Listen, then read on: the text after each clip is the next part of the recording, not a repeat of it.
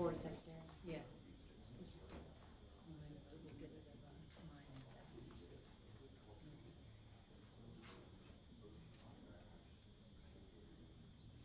That would continue the, sunshine law and. Can't do.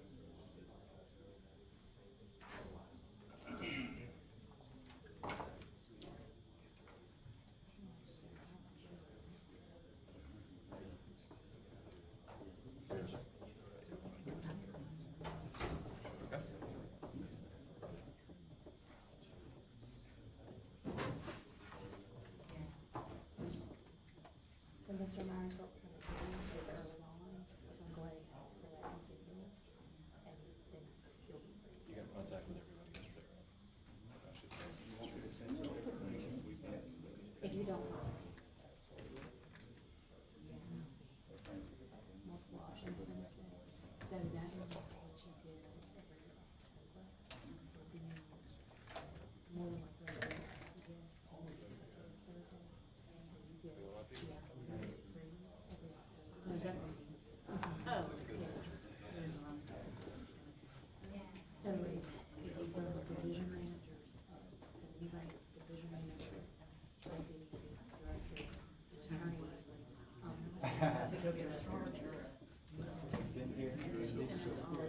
assistants to. Is this all one thread? I know, they're hypersensitive, so make sure you don't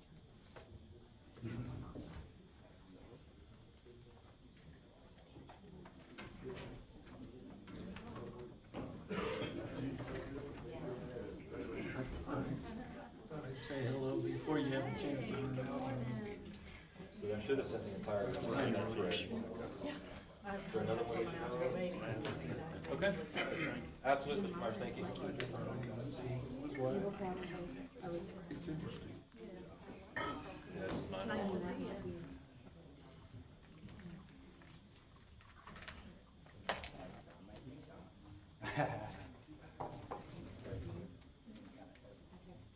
Technically, that's not edible. That's half edible. No, no, no.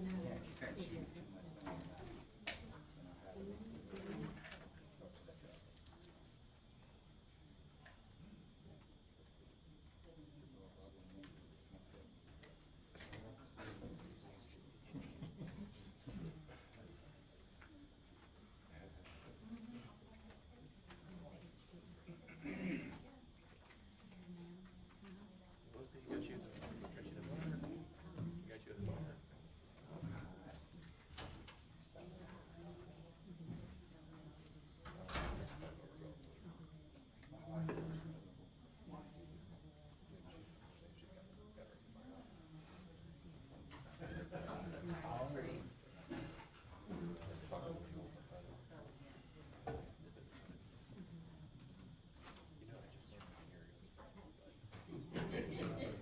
Sorry. Yours is like dipping.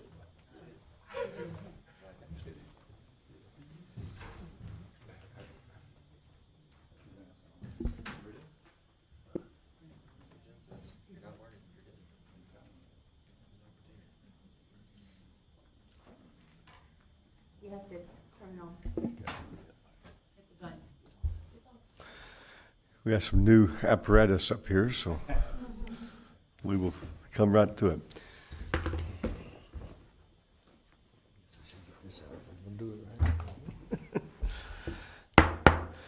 Call this meeting to order, the Escambia County COMSI Board, our regular meeting October 1st, 2025.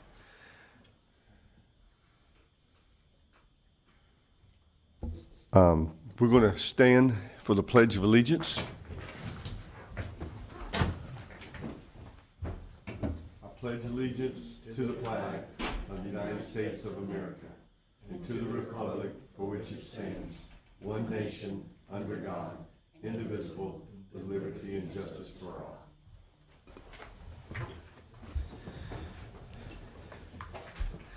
Thank you, everyone. We have a fairly busy agenda today. We will try to move through as quickly as possible, but we'd also want to be very judicious with what we're doing. Madam Secretary, our agenda number 2 is our board rules. Yes, sir, Mr. Chairman. Please silence all cell phones. If you wish to speak, please let the board secretary know in advance. Otherwise, raise your hand for the board chair to recognize your request. When the chairman calls you to speak, come to the podium, adjust the microphone, and state your name and address for the record. You are requested to keep your remarks brief and factual. Both parties of an issue will be granted uniform maximum time to speak, which usually runs between 3 to 5 minutes. This hearing is considered quasi-judicial. Conduct is formal, and profane or derogatory comments will not be tolerated. Thank you. And do we have a determination of quorum this morning? Yes, sir, Mr. Chairman, with 8 members present, we do. Thank you. And do we have proof of publication of our meeting today? Yes, sir, Mr. Chairman, it was published September 25th, 2025 in the Pensacola News Journal. Thank you. And I need a motion for approval of minutes from the August 6th meeting, 2025. Motion to approve. Do I have a second? Second. I have a motion and a second. All in favor, raise your right hand. All opposed, same sign. Seeing none, hearing none, motion is approved.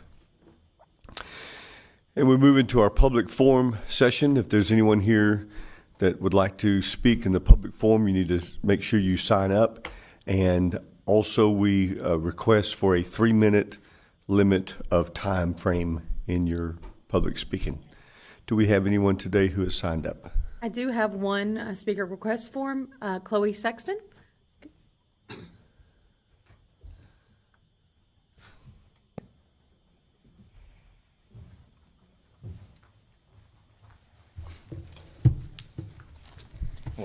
Good morning. It's been a long time. Chloe Sexton, 101 South F Street, Pensacola, Florida, 32502. I have some copies for the board.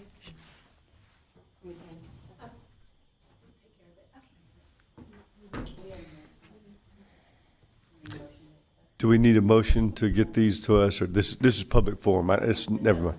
Yeah, this is not evidence in there. Gotcha. It is in regards to the number 8 on your application, so I can wait until then, or I can do it now.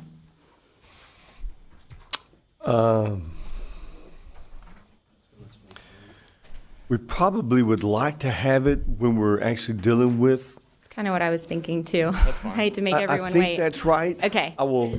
Before you leave, good to see you. Nice to see Out of the hospital too. Last time Yeah. your wife was here, you were in the hospital. It's been a long time ago, I guess.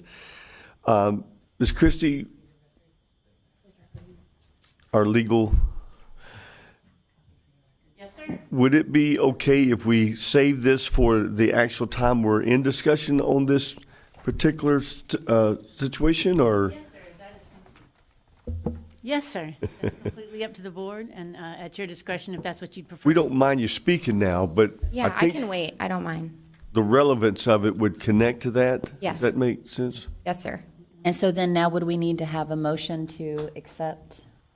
We'll do that at the time of. Okay. At the time of the, And that we get to that. We're providing a copy of this to Mr. Freeman. Okay, good. Okay, all right. Thank you. Good. All right, thank you, guys. Anybody else on our public forum? Ms. Jennifer? No, sir, that was the only speaker request form, but you may want to poll the audience. We've got quite a few people here today. Is there anyone else here today that would like to speak during public forum? If you do, you need to come over and sign up. Don't see anybody? We'll move on, okay? Our board secretary status report. Got a few things for the board. Oh, really? Wow, huh? Happy October 1st. I'm a fall girl, so this is great. Thank you. Welcome back to some members that were reappointed to the board. So it's good to see y'all maintaining your position on the board. At this time, I'm going to request that 2 items be pulled from the agenda or continued to our next meeting. The first one would be Mr. Myers. We have some new information that we received this morning, and so we would like to request that that be continued to our next meeting. Okay, I will entertain a motion for someone to make a continuance for number 9, item 2, to be moved to next meeting. I make a motion. Have a motion, have a second? Second.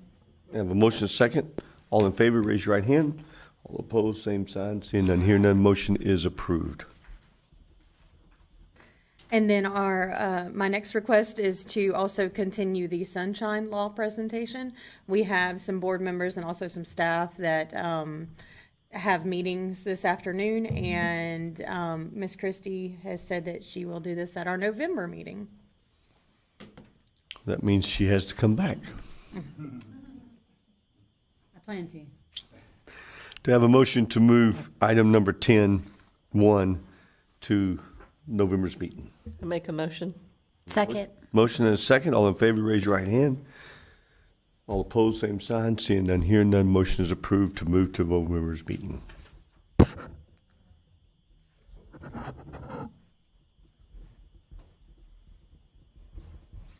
Anything else? That's it. Good. Thank you so much. And so we will move into number 8, our contractor applications. Good morning, Board. Our first applicant to appear before you today is Mr. Kenneth Gates. Mr. Gates, if you would please come to the podium and state your name and address for the record, sir. Kenneth James Gates, P.O. Box, 607 Queen Anne Circle, Summerdale, Alabama, 36583. Mr. Gates appears before you today requesting to take the general contractor's examination. He has held a general contractor's license in Alabama since January the 16th, 1998, totaling 27 years, 8 months, and 14 days of experience. He has included a list of project names and locations for your reference as part of his experience, and he has labeled this as Exhibit A and part of his application. Mr. Gates did answer yes to financial question number 4 regarding liens, lawsuits, and judgments. He has provided written explanation as well as court records for your consideration. You will also find copies of his general contractor's license provided in the application dating back to 2008, and those would be through Alabama. And based upon the court record and history provided for liens, lawsuit, and judgment, staff's recommendation is to defer to the board for decision.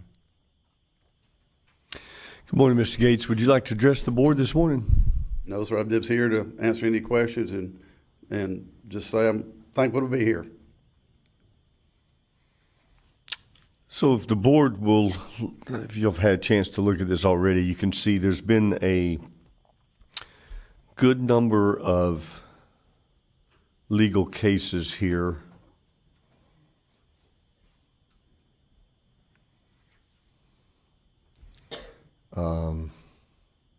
Dating from 2009 to 2020.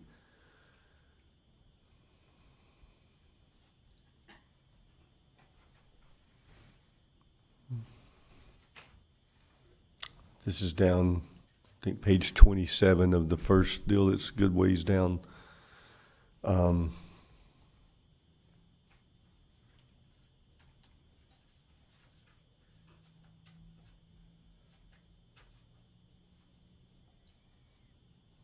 Before, yeah.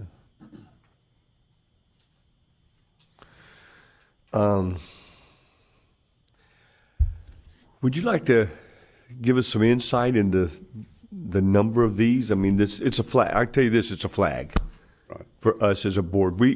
Our purpose is for the protection of the citizens of Escambia County, Florida, and coming in requesting general contractor license with this type of history, is that the right way to say it?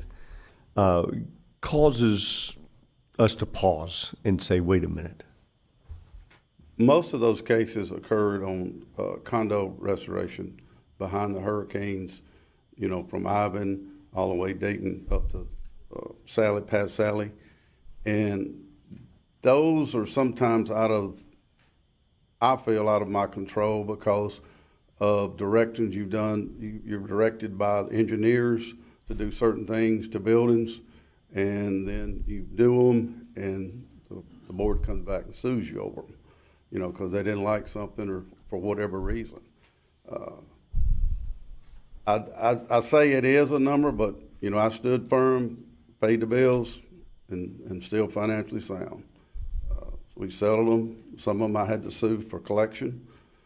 People owed me, and it's just we don't do, or Gates Builders does not do any more repairs to condos. It's just too liable and litigatable, I guess is the correct word to say. We're more into commercial. We do a lot of strip centers, airplane hangars for the city of Gulf Shores. We've done a lot of government projects for the city of Gulf Shores and Orange Beach. You know, we've done well with those projects. That was just a phase of construction that we were in that it's just not, it wasn't good for us, you know. And that's where those lie, you know, those cases lie. You look at Edgewater West, Cinco Bryce, those people, and then you look at some condos that just didn't pay us, we had to sue. You know. I read through every one of them myself, and I don't know, I'm assuming other board members have done as well. The things that you were, I hate to use the word guilty of, but accused of, and then they found you liable for was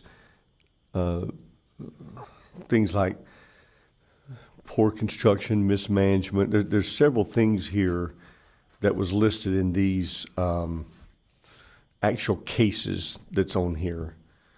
In those cases, sir, I could not speak or say nothing. I was told to sit down and sit in the corner. They were handled by the bonding company who went in to want to settle instead of protect me. And but you understand, this is what you were, is the right word accused of? I guess that's the right word to say. These are things that they had charged you, accused you of, and those things are flags to us because in our county, typically those type situations hurt our citizens. They're the ones that lose out. And if an engineer, we got some guys that's been up here a long time for building. If an engineer tells you to do something, they take responsibility and liability for it. They would be the ones being sued and not you. Well, the attorneys in Alabama are going to sue everybody. And a contract. I got you. They throw a big net and see what sticks. When you're told to span the porch at Plantation 18 foot, and you sit there and say it's not going to work, but you're under contract. And the engineer was here out of Escambia County, Dan Smith, Cornerstone Engineering. So some of it was force majeure work. You know, you're told to do it, you're under contract to do it. And those things really hurt me because when it comes to a lawsuit, you know, you have a bond company, they tell you to go sit down and sit in the corner. They'll call you when they want your checkbook. You know. So you really don't have a say. You can be accused of a lot of things. I understand that, but what got you there? The legalities of how it worked out is understandable. Some of that does get out of our control, but what got you there to begin with? That's our concern. You see what I'm saying? Yes, sir. That's what our concern is that there seems to be, I'll just be straight, there's a pattern here for the last 11 years or better until just a couple years ago, a few years ago now. There's been a pattern. And that's when we were doing a lot of the repairs or media work behind storms. You open up these buildings like Plantation that's eat up with termites. What about the Methodist Church? The Methodist Church, or sub, he went on his own and directed to bury some cable on some property that was not ours, and they came back and sued him. He turned around and sued me because the church would not pay him for the work. That was Harvey Mills and Crouch. You were the GC on the job? Sir? You were the GC on the job? Yes, sir. It was a discrepancy of a property line, and he got on the other property, and that person sued him, and he sued me because the church would not pay him. And how did he was a deacon on the church board. How did the church sue you then? Because they felt that they shouldn't be involved in it, you know. And they sued me, but at the end of the day, I still had to pay Robert Mills and them, you know. And I ended up having to move the lines from the property back to their property. And we didn't direct that. He did that upon himself. That was done prior to us actually moving on site. That was the site utilities to get the power to the source of the building. They had bought a strip center beside the church. and they didn't realize they had property that he was working on as a church member that was not their property.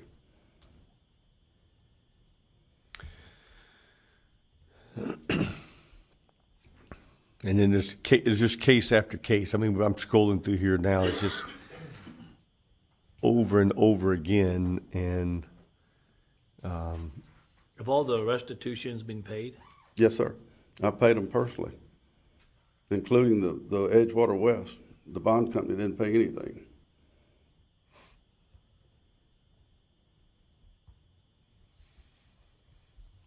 did anybody else have any questions up here besides us? You're welcome to. No, I was just going to comment, I mean, he did pay all the restitution every single time. And from there's a couple checks in here. I didn't see all of them, the checks that were in here in the backup where he paid them out of pocket, not from the insurance company. The insurance company didn't pay any. The only one they paid on was the one where, at Plantation, my insurance company paid that because they stood with me. That's the only time. And that was Penn National. But all the rest of them I paid out of my pocket, paid attorney fees and everything. And including the Edgewater suit. I stood firm, had an attorney. I went to court every day with them. I didn't realize the bonding company, I thought that's what they were to do, was to protect the contractor and finish the job. But we finished the job. It was faulty glass. And we had no control over it. The glass company wouldn't do anything. I mean, from an insurance perspective, when you go to these kind of hearings, he's right. They pretty much tell you to sit down and shut up. They did. They're not going to let him defend himself in any way. That's exactly right. I was told that.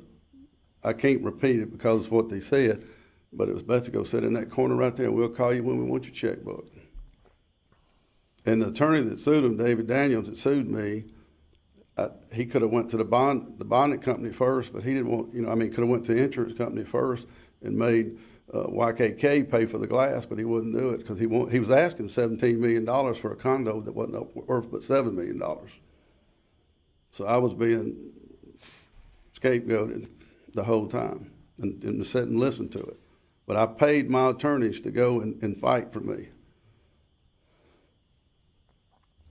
And it's very commendable that you have paid this. I don't want to minimize what you've done. I understand. And our concern is that and I think you could appreciate this, that there's seemed to have been a pattern here, and that kind of makes us go, wait a minute. But it's a lot of jobs, like I said, that we finished for the municipalities, Gulf Shores, Orange Beach, Foley, and we do all the hangars at Gulf Shores International Airport. They don't let anybody come on site. So it's a lot of good to us. And I've been in business for 40 years this year. I started back when I was very young. And I would appreciate the opportunity, but we're seeing a need that we're getting a lot of calls from this area. We do small strips, not huge strips for, the big guys, but we do small strip centers, 2 and 3 places. And some of our clients are wanting to move in here and do this. And I want to do it right. I don't want to skirt the system. I want to have the license, to do it. I've always been that. And some part of these lawsuits would be that, I'm hard-headed. I'm a man of my word. And when I say I'm going to do something, I'm going to do it. When I'm going to say you're wrong, you're wrong. And, but that's, a lot of it I can't say because of the confidentiality, but they just said, here, write us a check. And you could tell when that was coming. Because when you did your first payout, and it would be 30 days behind on it, you would know something was up. But you got to keep working for your contract because it's got liquidated damages in it. Mm-hmm. And then the engineer says, hey, we're going to do this. And I said, damn, wait, I don't know if we need to do this. You're under contract. So, and it's hard to swallow that. Finish the contract knowing you're going to be sued. Yeah. You have good principles. You do it anyway, though, right? Yes, sir. That's right. Any other questions from the board? I'll entertain a motion from someone. Motion to approve? I'll second it. Okay, I have a motion to approve, and I have a second. All in favor, raise your right hand. All opposed, same sign. Mr. Gates, you've been approved for the testing for the general contractor here. Thank you, Mr. Lister. And board, staff, trust me, you won't see me in a lawsuit no more. I don't. And this lady sitting over here, I think she knows what I'm talking about, but I thank you for taking the time to entertain me. And I'm a little bit shaken, but, you know, just never too old to get trembly. No, that's fine. Thank you. And we're here to protect our understand. citizens. I'm So on the when we planning ask commission. questions, it's not a personal thing. I'm on the planning commission in the town of Somerdale, and I do the very same thing you do. Okay. But I'm on this side of it today. Now you know And how they there's feel, a lot right? I want to say, but if I do, I know it carries financial clauses in it if I say a lot. You know better. You know better than that part. And the ambulance chasers, Yeah. they're out there. They're listening. It don't matter if you walk across the parking lot, they're going to sue you sometimes. What do I do from this point? So, These guys here will lead you the road. They'll tell you what to do. do I just go on today and they'll contact me, or am I done? Or Mr. Gates, so after my licensing specialists get done with all of the applicants, they'll return back to the licensing area and they can assist you then. You're more than welcome to wait, or they can email everything to you. I'd rather email. I have a grandson that's got a pretty important doctor's appointment this afternoon. Yes, sir. Thank y'all. Thank you, board. Thanks, sir. Okay. Good morning, board. The next applicant appearing before you today is Mr. Eric Robertson. Mr. Robertson, please come to the podium, state your name and address for the record.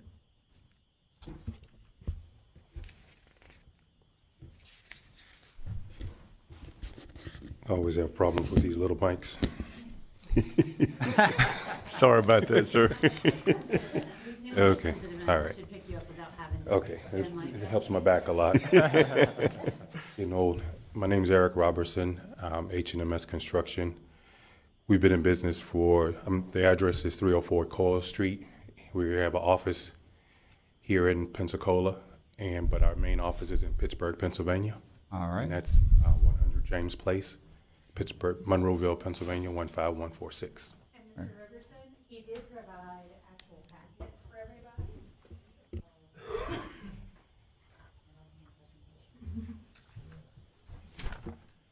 Absolutely.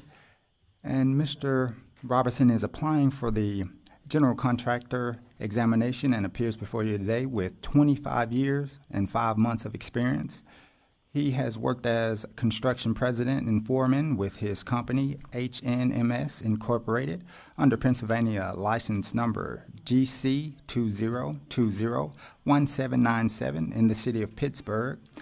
And of course, as you all see, he has provided the professional application packets, and these packets reflect the information provided in the agenda items. And of course, we would like to request a motion so that we could provide these packets, as Ms. Jennifer has been so kind. Great. Wonderful. I just wanted to make sure. Just to let you know, the packets that were dispersed were attached to the agenda. The same thing as the agenda. Yeah. Thank you for clarifying. Absolutely. And of course, in there you will find that Mr. Robertson's general contractor license held in the city of Pittsburgh. It was issued by the Department of Permits, Licenses, and Inspections, from 2018 to 2026 in active status. And Mr. Robertson's responsibility as construction president and foreman include, but are not limited to, supervising crew members to execute daily construction activities, coordinating work schedules, ensuring coherent adherence to blueprints and safety regulations, and managing training workers and bidding estimates, ordering materials, and managing payroll for over 100 employees. And Mr. Robertson also has supervised over 20 residential projects and over 20 commercial projects, and some of which are the East End Medical Center, Pittsburgh Public Schools, Crazy Mocha Coffee, Las Vegas Medical Center, PNC Bank, and numerous affordable housing projects according to the documents provided. Mr. Robertson also provided us with the correspondence email that he had with the Mr. Craig Sipple, who is the lead technician at the City of Pittsburgh Department of Permits and Licensing and Inspections.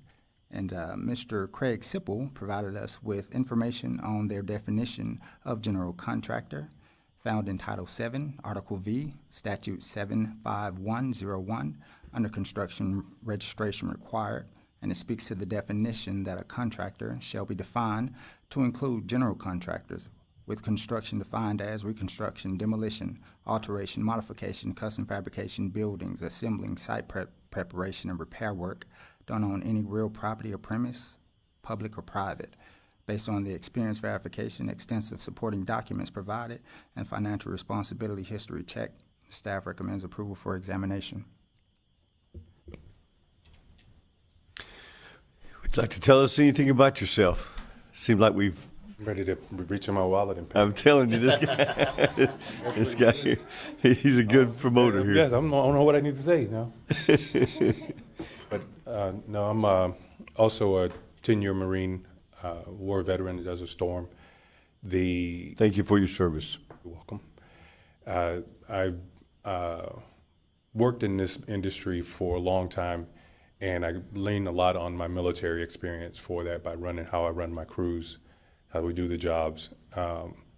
The fact of quality and integrity, it's a lot of guys that run around with a pickup truck and say they're contractors. I actually walk this walk from the corporate side into the actual GC side. So I try to make sure that when we do projects that we have a really good understanding of what is going to be required, what are some of the pitfalls, what are some of the things that you could stumble on. We can't be sure of everything, it's just one of those things, but the communication part of it is very key. You have to have the communication about what's going on, and that is where I lean on. It's sometimes it's good and sometimes it's bad. The Marines, we really pride ourselves on communication and obtaining the objective. The excuses and, oh, this was a problem. We don't do that. It's just, and when you make a mistake, you stand in front of the CO, take the licking, and you learn from it. So a lot of that effort is what I've been doing in my construction business for the past 25 years, and it has lent itself to be quite successful. And I have a grandmother here in Pensacola, and we wanted to build her a new house. She's 113. Oh, wow. So that's part of the reason why I'm coming here for this license. And in that effort of researching, there was a lot of things I've heard about, some possibility for domestic violence housing. We do a lot of things in Pennsylvania for those type of purposes, low income, domestic violence, home ownership programs through banks. So we try to keep our construction side on the side where it really benefits everybody, more so than just, we're doing commercial projects for the rich and wealthy. So we've had quite a few houses that we've done where I've made relationships in the north with a lot of the vendors of Lowe's, Home Depot, and those guys. The bank programs, they'll buy a dilapidated home, they'll take some people in the neighborhood, renovate the property, but take them through a class. This helps with decreasing the gentrification, so now these people can actually afford the house, and we renovate the house from top to bottom. We take it all the way down to the studs, new roof. And one of the projects we did was kind of pride to me was we did one and we actually found a Samsung refrigerator with a TV in it, and the flooring company had some really expensive flooring that they gave us pretty dirt cheap. And when we finished the house, it was a mother with 3 kids. And when she came in the house, she literally just stopped at the door and started crying because she said, I thought I'd never see a house like this on HGTV, but I have one myself. And those little things for me mean more than just $1. Right. It's, I have Jesus on this arm and the Marine Corps on this arm. It's just one of those things and that's the kind of contractor I am, and I just wanted to apply, come down to do the right thing. Wanted to help my grandmother and even help some of the community if I can, if there's some opportunities for us here locally. So that's, after what Dante said, I don't know if I got any much, I'm running out. I'm trying, my mom was alive, she couldn't even do that well. So, but I wanted to take any questions if you guys have any questions, and just. You've been in business since 2000? 2000. I formed the company in '99, but I started. Right, so about 25 years.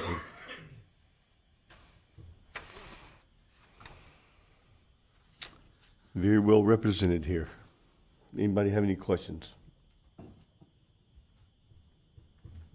It's true. It's 25. See the gray right there? That's good. I would commend you, first of all, for what you have done for your community and your grandmother. Man, 113, that's she deserves a house, right? That's what I told her. I said, here I come. After a couple of switches I got taken to me back in the day. The least I could do.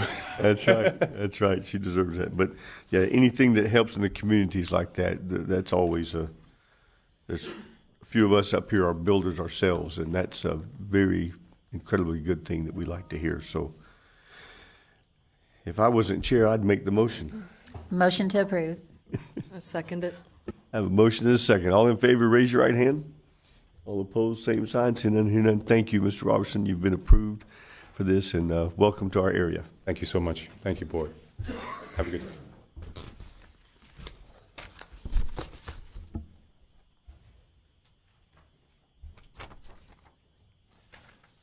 Board members, our next applicant to appear before you today is Mr. Michael Hudson. Mr. Hudson, if you would please come to the podium, state your name and address for the record, sir. Hello, everyone. Michael Hudson. My home address is 27495 Frank Road in Alberta, Alabama. Mr. Hudson appears before you today requesting approval to take the general contractor's examination. He has held an Alabama general contractor's license for 22 years, 8 months, and 29 days. He has listed a detailed job description for your reference on the experience verification form, and he has provided a list of jobs as well for your reference, along with copies of his Alabama general contractor's license. Mr. Hudson did answer yes to question number 1 relating to financial history. He's provided copies of the court records and a written explanation for your reference. Based upon answering the question for financial history, staff will defer to the board for approval or denial of the application. Mr. Hudson, would you like to address the board with any of this? Yes, sir. I'd like to apologize for my chicken scratch handwriting. Okay. I didn't realize it was going to be as formal as what this is. I would have topped it up, but between working on the jobs, overseeing everything, anyway. The one thing that I did answer yes to was going to be the bankruptcy, and I did file Chapter 7 bankruptcy back then, and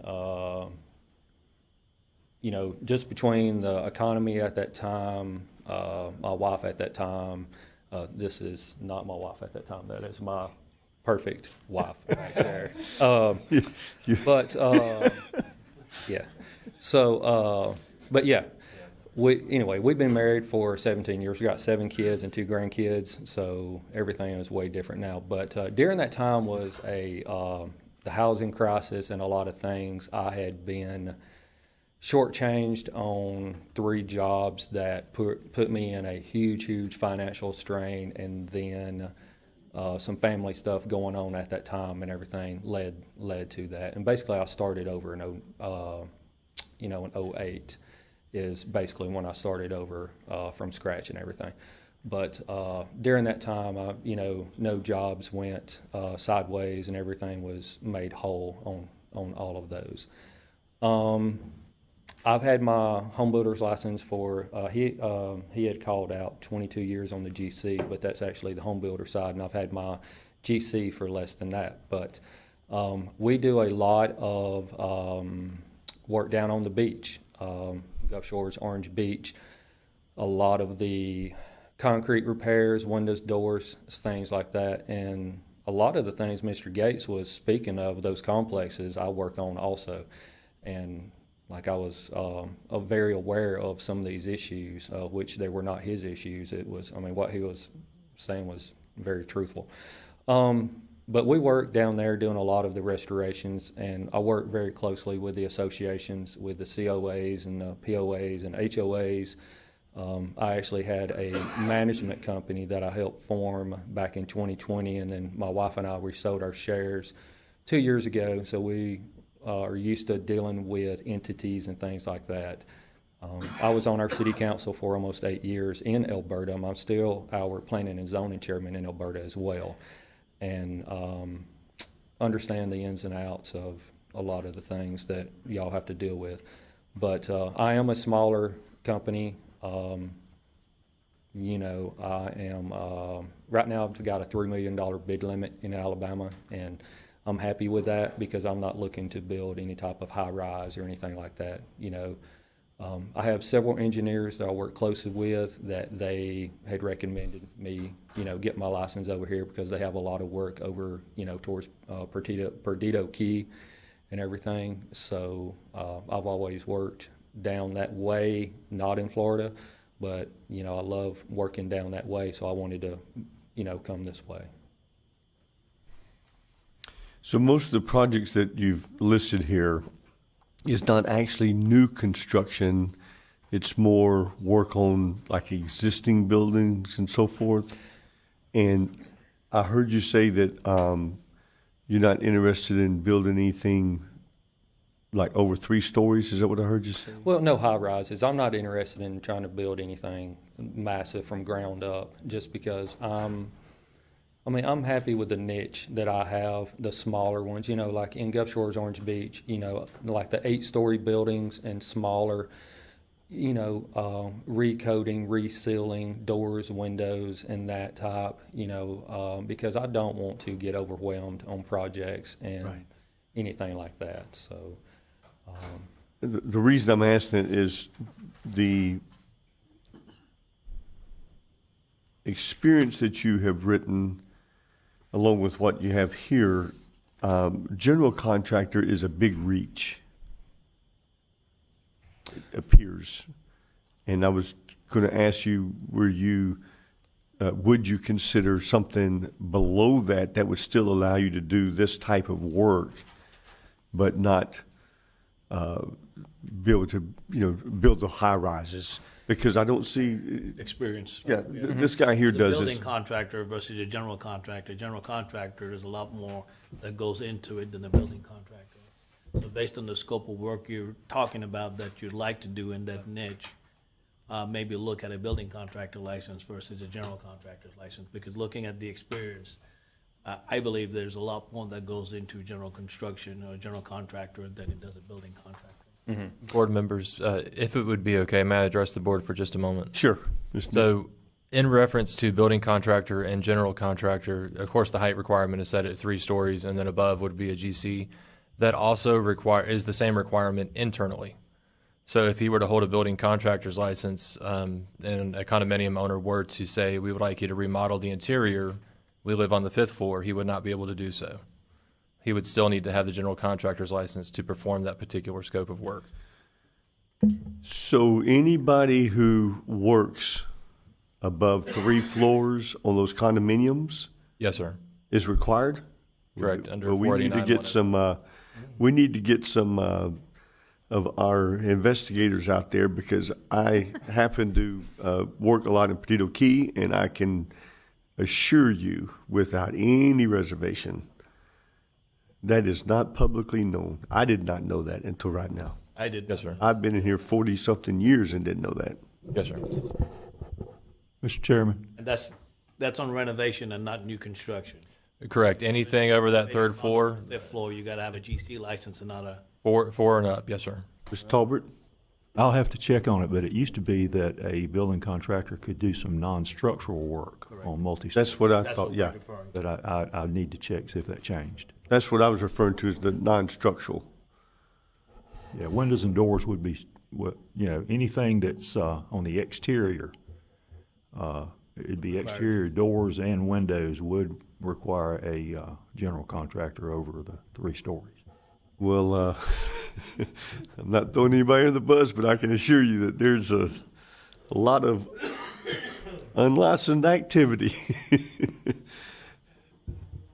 I know, right? Yeah. More than likely unpermitted activity too, maybe. Yeah, but yeah, I would concur with that. I don't think, and I agree with Mr. Lister, because I don't think a lot of the building contractors know that. You know, when they go in for a renovation job, if it's on the 8th floor, they're looking at the renovation job, and if the window's a part of that renovation, they're replacing the window. So I will say, if it comes in for permitting, that is something we do check. You do catch. We make sure that we catch it through the permitting process. That's why the building official just said more than likely unpermitted. Do we ask the question that if it's in a condo, if it just says 807, do we ask if it's on the 8th floor, or how do we know when they turn in the permit for that? So how we treat it is if the building is over 3 stories, it requires a GC, period. Even if it's on the first floor, that building is in excess of 3 stories. So. It's interesting to know. Out. I stand corrected. Well, that's different from Alabama, which I know we're 30 years behind probably or more. But yeah, in Alabama, you know, if you're working inside the units and everything, it's so loosey-goosey over there. I mean, it's you don't have to have anything other than a business license. I mean, that is it. You know, you have to turn in your, you know, proof of insurance and everything to the boards and everything like that. But like, you know, over in Alabama, it's $100,000 limit on things for the exterior as well. And one of my good friends, he works for the GC board, and you know, basically anyone that's got a business license can jump on one of the buildings over there where we're at and do $99,000 worth of work and not even have a license at all. It's something else. But yeah, I'm not sure about the levels of license here. Well, you would need this if you're going to do what you're doing. So that's what I said. I stand corrected because. Okay. Well, 2 of us at least was not aware of that. Yeah. I mean, as far as being able to go and build, I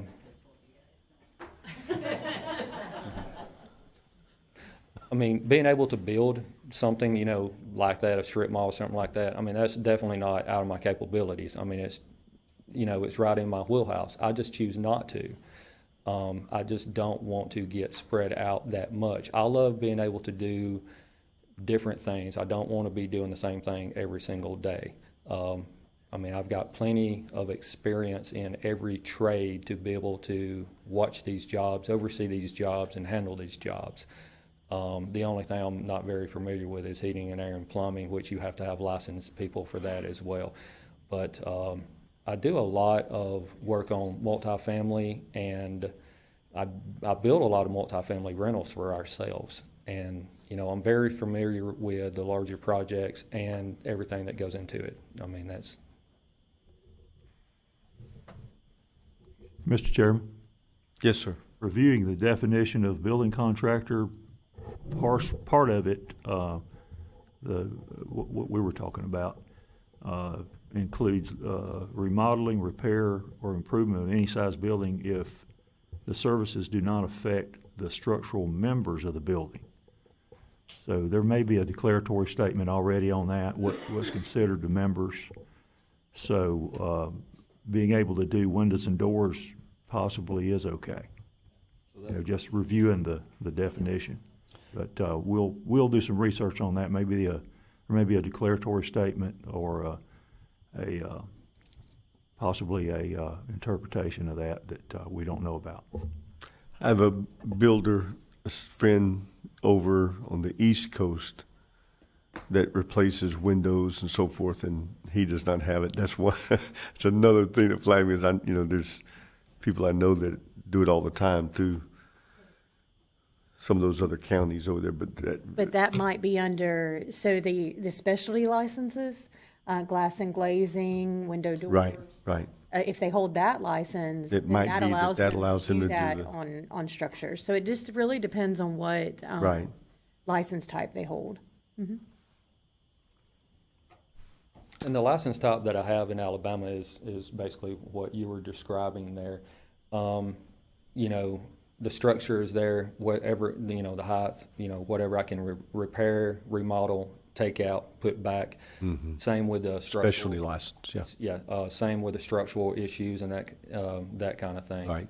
So, I mean, that's what I have now over there. Any other discussion from anyone? Actually, I do, but I don't know that this is specific. Is there a reason that we need to ask on the financial affidavit about bankruptcies past 10 years old? Because the rest of the world, credit, financial, everything, they stop at 10 years and they're forgiven and you move on. You've rebuilt your life at that point. So why would we continue to ask that past that 10-year period? I would defer to those that are smarter than me. So Nick and I were talking about this, and this form, these questions on this form, they were established before my tenure here at Escambia County. And the questions just say, have you ever? I'm assuming that was from direction by the board long before I came here. So it's really at the discretion on the board if we want these questions to be revised or. Does these forms have to be approved by the Board of Commissioners to revise or anything? They don't. No, sir. It's internal forms, Internal. And it's actually just like we just did the experience affidavit form because this board wanted to see additional information. We can revise these forms to reflect the directives of the board. Okay. Ms. Mayor, if you'll remember that before the meeting's over, we can address that part if that's okay. Good, very good point, very good point. Any other questions? I'll entertain a motion.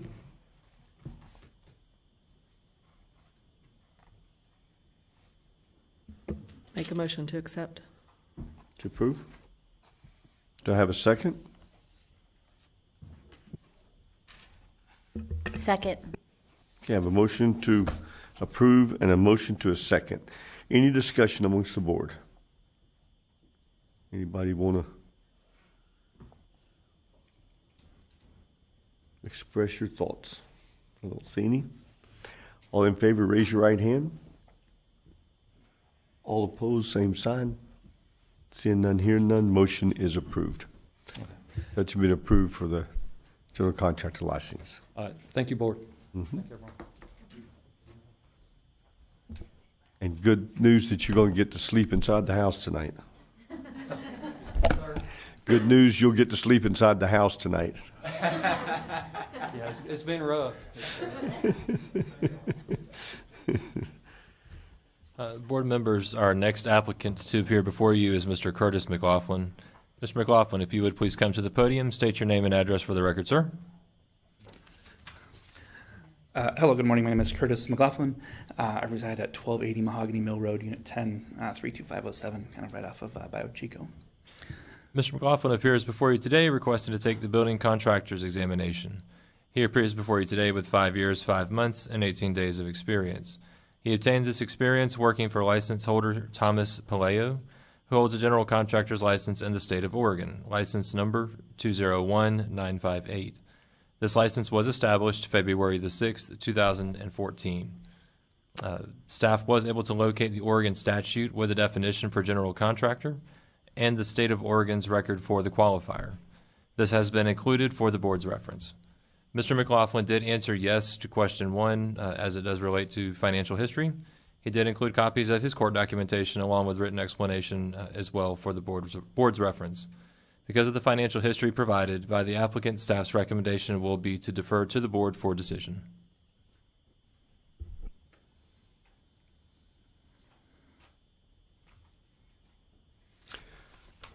Mr. McLaughlin, would you like to address the board today with some of this?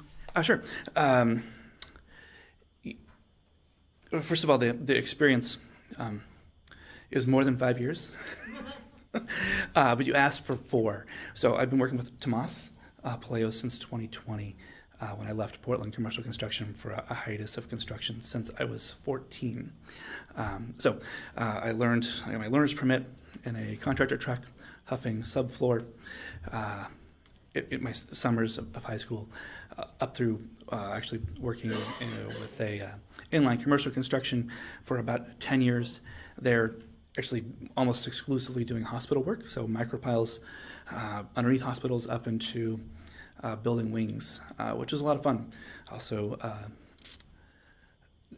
although internally rewarding, not very rewarding working with a large corporation. So back down to some smaller general contractors doing work all over the Portland metro area, including Vancouver. I went through a extremely contentious divorce in the early 2000s, of which I still deal with today. My kids are, my oldest daughter actually is getting married this next summer and is no longer on our parenting plan through that divorce, but I still have a son who is 17, a senior this year, that I still deal with that particular co-parent on. So I do have 5 other kids, one who lives here in Pensacola. My wife and I have relocated to here. We're sort of transitioning from Portland to here. Don't worry, we are not bringing the Oregon politics this way, which is why we're coming here, and the water and the bay. So I have had some issues with the family court, for say, of my ex fighting for different things, and then when they go to serve you, they're given a place to serve, and it wasn't my house, even though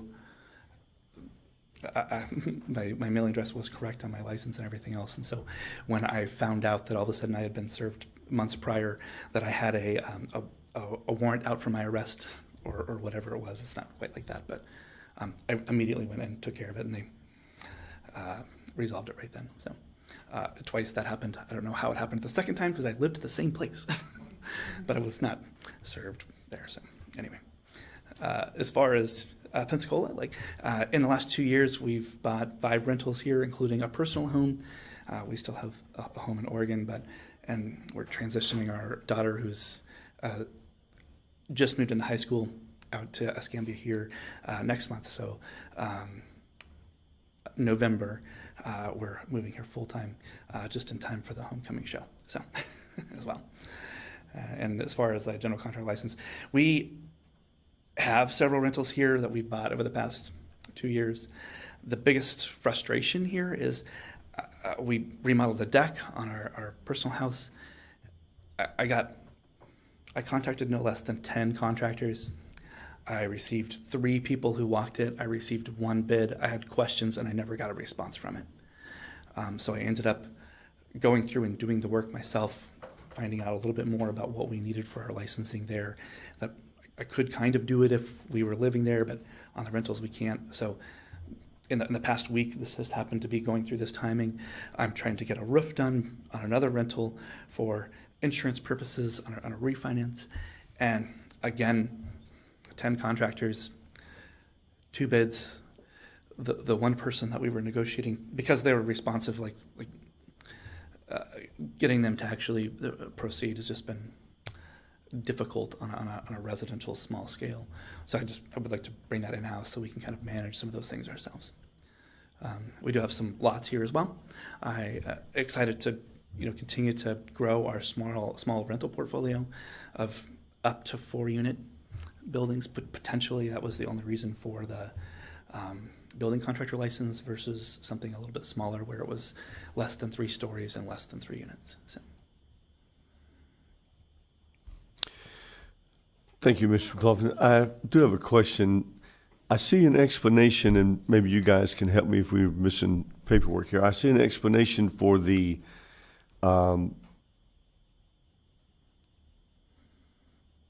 motion in order to dismiss contempt of court, and then you explained in your letter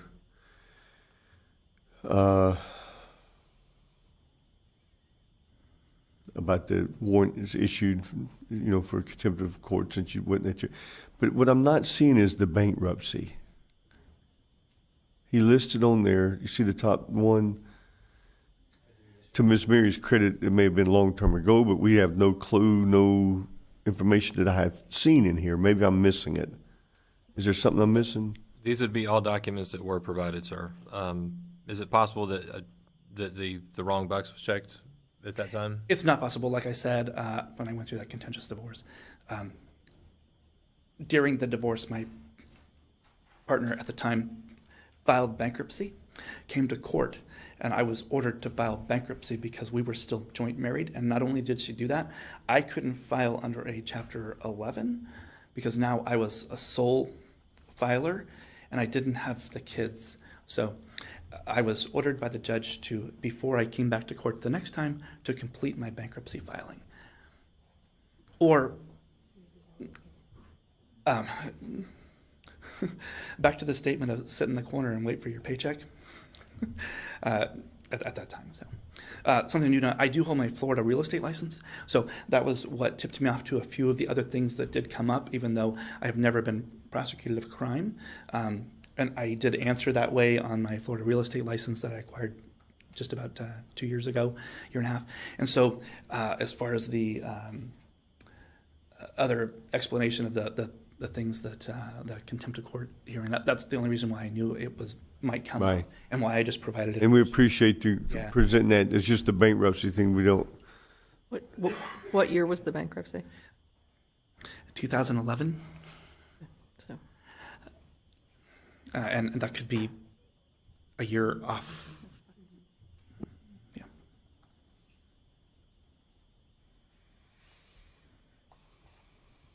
Any other questions from anyone? I'm also looking at your duties of employment versus the number of projects that you said you've done. So on your duties of job duties, it doesn't show anything about build-outs. It shows buyouts, estimates, managing people. Also, have you done any actual ground-up houses or any type of development? I did a 2-story, 20,000 square foot medical building for Providence Medical Center. When you say you did, you were a sub working with a GC? I worked for Inline Commercial Construction. I was the superintendent on site, superintendent in charge of my project engineer who did the buyout, but I approved all of it. So that was from ground up. Basically, we cleared the lot. We were on site next door in a job trailer for about 18 months. That was a decent sized job. On the application, you've only listed, is it Pabello's GC? Inc.? Correct. You asked for 4 years of experience. That was the past 4 years. So I have over 100 medical projects from, that was probably the largest ground up that I personally was in charge of start to finish, to working in every hospital in the Portland metropolitan area, all 7 of them, including 3 years as the general superintendent at Providence St. Vincent's, doing fit outs or tenant improvements from the basement IT department. We took them to digital X-ray, which meant bringing fiber throughout the entire building so they could scan and not push files, but do all the improving of the low voltage systems from the CAT. I don't even know what the CAT start CAT 1s up to changing that every 3 years to the fiber currently. To NICU remodels, I am ASHI certified. I have my OSHA 40. I have countless MedGas certifications and other things. I started life as, like I said, doing subfloor. I spent the majority of my commercial life going from metal stud framing and acoustical ceilings into the superintendent role, into the project manager role. So not only can I draw plans, but I can read them extremely well. Well-versed in most project management software, including the scheduling. As profitable as a $200,000 a year project management job is, I also do not get to relocate to Florida and spend time on my boat in the water.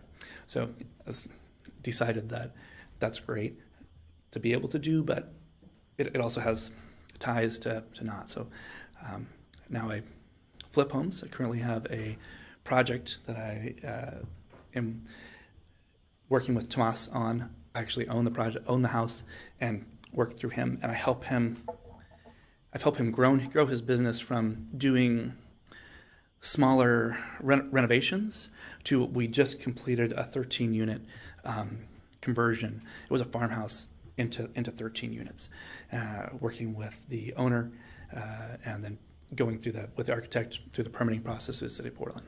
I currently have a triplex conversion that I'm working on. I'm actually, when I leave here, I got some stuff back from the architect that I've been working on with for about 3 weeks, and now we're doing a duplex to triplex conversion, which in Portland means that we're going from a residential code to a commercial code, which has a few ramifications. Anything less than 7 feet from the property line means fire rated.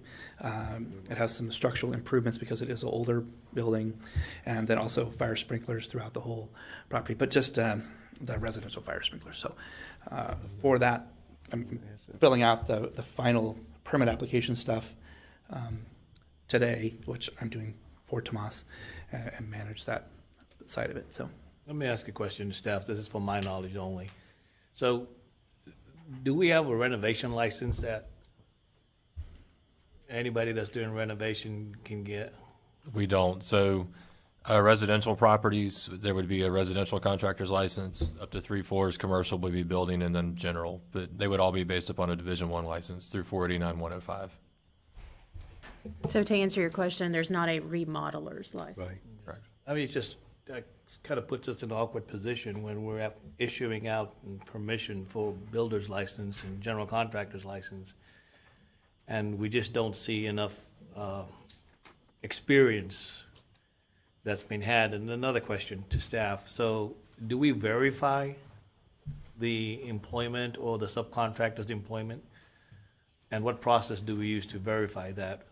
We would utilize the experience verification form for that experience. Again, it was signed and notarized by Mr. Palayo. If it would be to the pleasure of the board, staff could certainly request continuance of the matter and get more information for Mr. McLaughlin. We'll be happy to reach out to Mr. Palayo for you. I think I would like to, and even though the application says 4 years, if you know it's a part of something that's going to help you get this builder's license, and I don't know, maybe we can add some language in our application that if it affects in any way from you achieving your application that you're applying for, please list items outside of 4 years. So we can look and see, because there may be language in there like you just said, but based on this application I'm looking at, and I know we just asked for the last 4 years. Yeah. I just don't see the qualifications, and you may have it. And I'm pretty sure from what you told me you do, but it's just not enough on this documentation. I can show you pictures from yesterday pouring the foundation from the addition that we're doing on the 3-story house, which would meet the qualifications today, of which I am, as soon as I finish the application for Portland, I'm going to jump on the phone call with the HVAC guy, to talk about the ductwork modifications, because it's an extensive remodel on a $1.2 million 3-story Victorian downtown Vancouver. I'll defer to the board. So the definitions that we used are straight from the state of Florida. And so those are the guidelines that the state of Florida has, as far as experience. So their qualifications. We ask that they provide all experience, and I know that this board requires at least 4 years, and that's what was relayed, is that they require at least 4 years. We always tell them provide as much as you can. Right. And it sounds like he has in excess of what he actually provided. So yeah, it would be easy to go back and look on laptop and kind of provide a resume of projects. It's a little more difficult to go back to Portland Commercial and Inline and say, hey, can I get copies of your construction contractor licenses for this year, this year, and this year? That's where it was easiest to go to Tomas and say, hey, this is what they're asking me to do. Can you help me with this? This is what it is. And he's not English is not his first language. So some understanding of those particular things, is a different conversation than a construction piece of it. Mr. Irwin, you have a question? Yeah, you said you were currently working on a project, poured concrete yesterday. Yes, in Vancouver, Oregon, or Washington. Yeah, I'm starting a roof today. By starting a roof today off of Barrancas, I'm pulling up and watching the roofer start the roof today. I guess I'm confused. Who's the contractor? The license is, I'm working with Tomas Palayo. So, who? Tomas Paleo, He's talking about the boss. one locally. He's talking about the projects locally that you have, not the. The project locally is a roofing project, and I have the commencement of work, and the permit was pulled here. I'm not the contractor for that. I'm just the property owner. So you're currently not doing any building projects here? Not here, no. No, but I have rentals, and like we did a deck earlier this year that we permitted through, that again, it was a very large, complicated deck. It was a large, complicated deck. And so getting pricing, getting stuff done when it's on this residential scale has been difficult to get stuff completed. This particular roof, of which I have 2 more houses that will need roofs in the next 5 to 10 years, I know, being able to perform that would just be a benefit to us. And I have a lot next to this house that we're doing the roof that I would like to build a duplex or fourplex on, which is the reason that I want the building license to be able to do that fourplex piece. All residential single family, but fourplex here is not considered residential single family, as opposed to Oregon where it is. In Florida, doing this work on flipping these places, I would just tell you need to be careful until you get your license. We don't flip here. Okay. So like, even the ones you own. Yeah. You have to make sure that you're got licensed contractors doing the work. That started it last year when we had some of the work done. Like I'm starting to understand what was going on. It's fine. Most of the stuff we're doing is painting and countertops, and I mean we have 3 rentals. We have not done any large structural work stuff. So the biggest thing was this spring was the deck and kind of going through the process, and that started this process. And it's like, well, it'd be nice to be able to manage these things myself. You have a motion from anyone on this concerning the experience and the et cetera?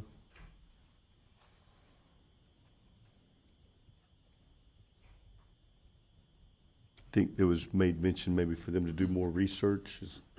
I would need a motion for that. I'll make a motion to do some more research and bring back some more backup documentation, and then we can reconsider the application. Do you have a second to that? Second. Second. I have a motion and a double second. Any discussion? All in favor, raise your right hand. All opposed, same sign. Seeing none, hear none. We're not saying no. We're just saying we need more information and we hear what you're saying. We just need that verified. Is really what we're doing. Yeah, and when you say more information, like.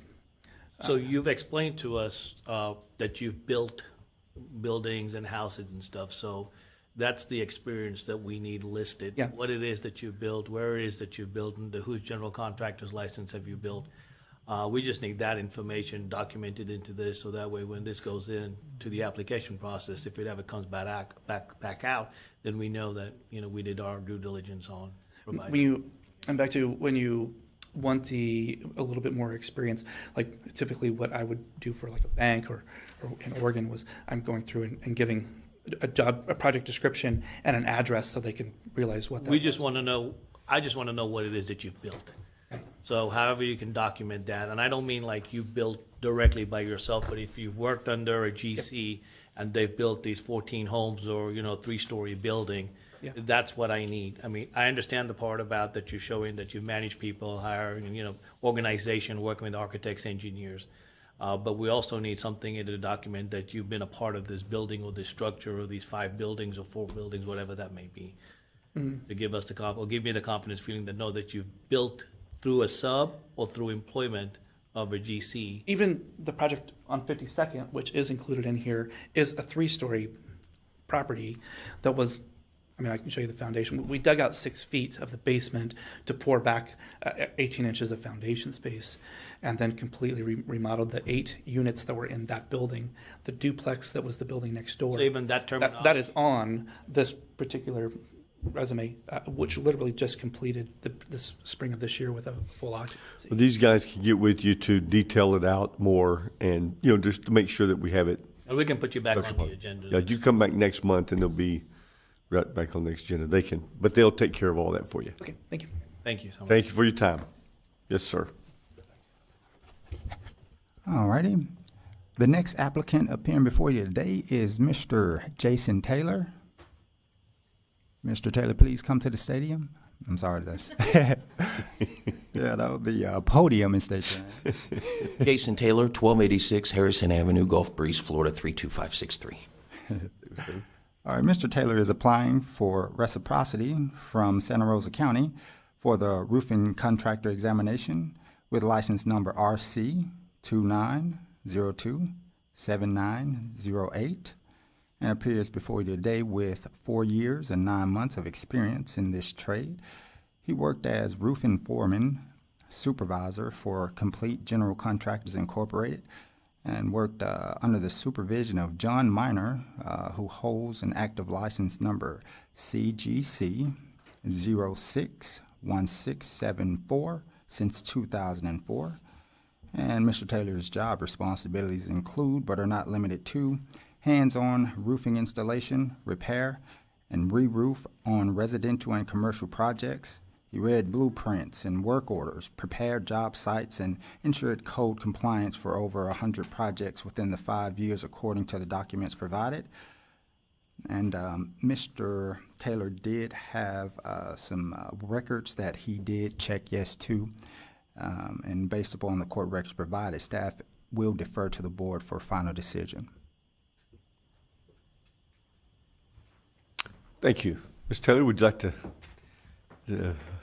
tell us something today? I'll keep it brief. I know time is short. You guys got a lot of people to get to. My name's Jason Taylor. I was born in 1978 in rural Kentucky. I grew up as a farm boy.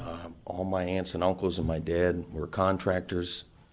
After high school, around 20, I realized I needed to do something different. Went to college for 4 or 5 years. Changed my major a few times. Didn't get my bachelor's. I did have a few alcohol charges when I was younger. Been sober for 11 years. My wife's helped me out. 29, I started my first business. 39, I bought my first flip with cash. I'm almost 49 now. 15 years I've been with my wife. Never filed bankruptcy. Never been sued. Never hired a lawyer. Never had a claim against me.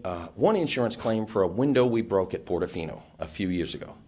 Other than that, my business record's squeaky clean. And that's kind of the just synopsis there. If you want more detail, I could stretch it out. I see you're also doing reciprocity. This will be the next one for residential contractor. But on both of those, it states that your dates of employment was from 2005 to 2009. Yes, sir. I've been self-employed for almost 20 years. So that was... So since 2009, you've been self-employed? Yeah, I started my first business at 29. And when did you get licensed in Santa Rosa County for the reciprocity here? I'm trying to figure this out. My wife handles all that. She could probably the brains of the operation. That's what I thought. So you just got your license over there, right? Mm-hmm. So in those 15 years, what it was, between then and now, 15, 16 years, what type of work were you involved in? Remodeling, just for basically Gulf Breeze and Pensacola Beach. And while I was on my last flip, when life's going good, you don't make any changes. And then I did 107 Tomahawk was my last flip. You could Google that. I'm very proud of it. The sacrifice that went into that place. I fell off the scaffolding. And after I fell off, I was laid up in bed for a couple of months. And we were working for a big job on the beach for Ron Ladner, the owner of Shaggy's Restaurant. And you don't want to let this guy down. And while I wasn't on the job site, things started to not go well. Production, efficiency, labor, materials. We lost a ton of money on that job. And that really showed me how fragile my business model was.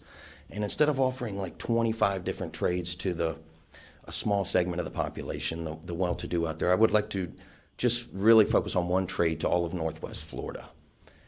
Specifically something labor-intensive and not particularly technical compared to walk-in custom showers and new kitchens and and all the electrical and plumbing. Whereas roofing is more labor-intensive, and that's where I really want to put my focus in. That's kind of why I'm here today, sir. So if I'm hearing you correctly, you were essentially contracting. Yes. Without a license?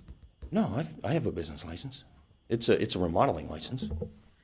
The work he was performing, such as like cabinetry and painting and flooring and things, Non-load bearing. doesn't require. Wasn't structural stuff? No, no, Okay. no load bearing. No architects, no engineers. Yes, sir. Okay. Just a little flag went off there. It sounded like there was. Okay. Anybody have any questions? Questions? I'll entertain a motion.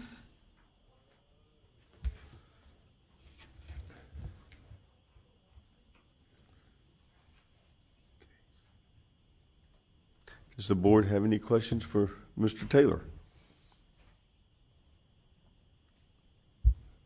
Okay, so I will entertain a motion of what to do to approve or not approve, or move it to another meeting, or.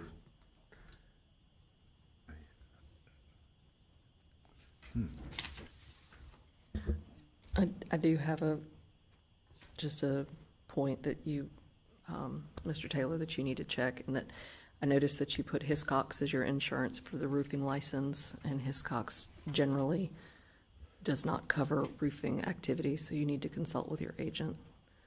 Absolutely. Okay. You don't need to give it to me, you need to, yeah, I'm just, yeah. We have an insurance owner, company owner, who keeps us straight in that regards.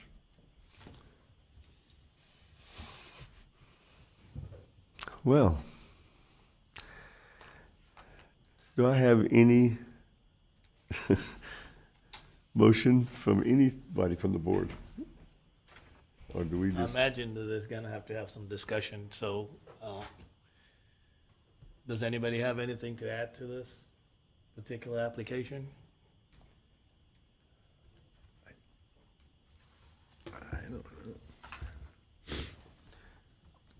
You can express your reservations, your concerns, or whatever, but we'll have to decide something. So, as another point, Mr. Taylor is also our next applicant Right. on our agenda, also seeking to reciprocate his residential contractor's license. So I don't know if that would help in your discussion, or.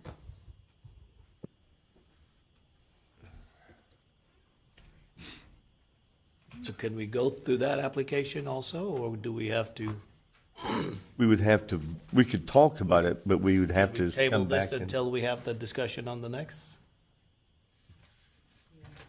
Yeah. As the board, you can do what you need, what you feel is appropriate. If it's easier to take them both at the same time, then you could do that. It's your decision-making on this. I would recommend that we listen to the second application if everybody's okay with it, and then that way we could make a decision. But understanding on the first application, there was nobody that made a motion, so it ultimately means that the board doesn't have confidence. They want to, unless I'm mistaken, I mean, that's how I look at the board, right? But let's go through that second application, and maybe there's something in that application that can spark something on the first application. But I think, and also where I'm kind of having some question marks, and it's regarding both of the applications, how it stops at 2009. So just from 2009 to present time, what have been the projects? What has been? That's what he was saying. He's been working in renovations, but he's not been a contractor, nor was he working for a. I've had a contracting crew for over 15 years, sir. Which I understand, but The name my- is Complete Home Remodelers. This is, what's the name of it? That was the name, Complete Home Remodelers. Complete Home Remodelers. But the work that he was doing did not require him to be licensed. Right. I'm just wondering where and why it's not stipulated, and maybe someone that he worked with, giving some more documentation as to what he was doing, description of work, et cetera, to bring him to this point right now. Yeah, this is a tough one, because from what we're hearing from staff is that the work that he was doing did not require him to be licensed, but the work that he was doing is work that a contractor would do and hire people to do the work. And there's a gray area here that sent me off a while ago. This was I answered, because if he was doing remodeling work in an existing house, just to put a scenario here, and part of that is that the plumbing need to be redone somewhere, or electrical need to be done, or anything that would require permits. I'm assuming at that point he let them go get the permits themselves, which protected him still from not having to do it. Ms. Tolbert could probably help me with this. Is there a number somewhere where there's a dollar amount? If I'm not mistaken, there was a dollar amount somewhere on a remodel that triggers a permit, or am I mistaken with that? No, it'd be something similar. Would be a notice commencement. You have, once you meet a certain dollar amount, you have to file a notice commencement. But I'm not aware of not having to have a permit. I mean, there's some exemptions, and I would have to look them up. But it goes along with the notice commencement, and there's one for a storage shed in the backyard. But I would have to look all that up. All right. Nothing just stands out that would, okay. I've already been approved for the state registered license. I take the test next week.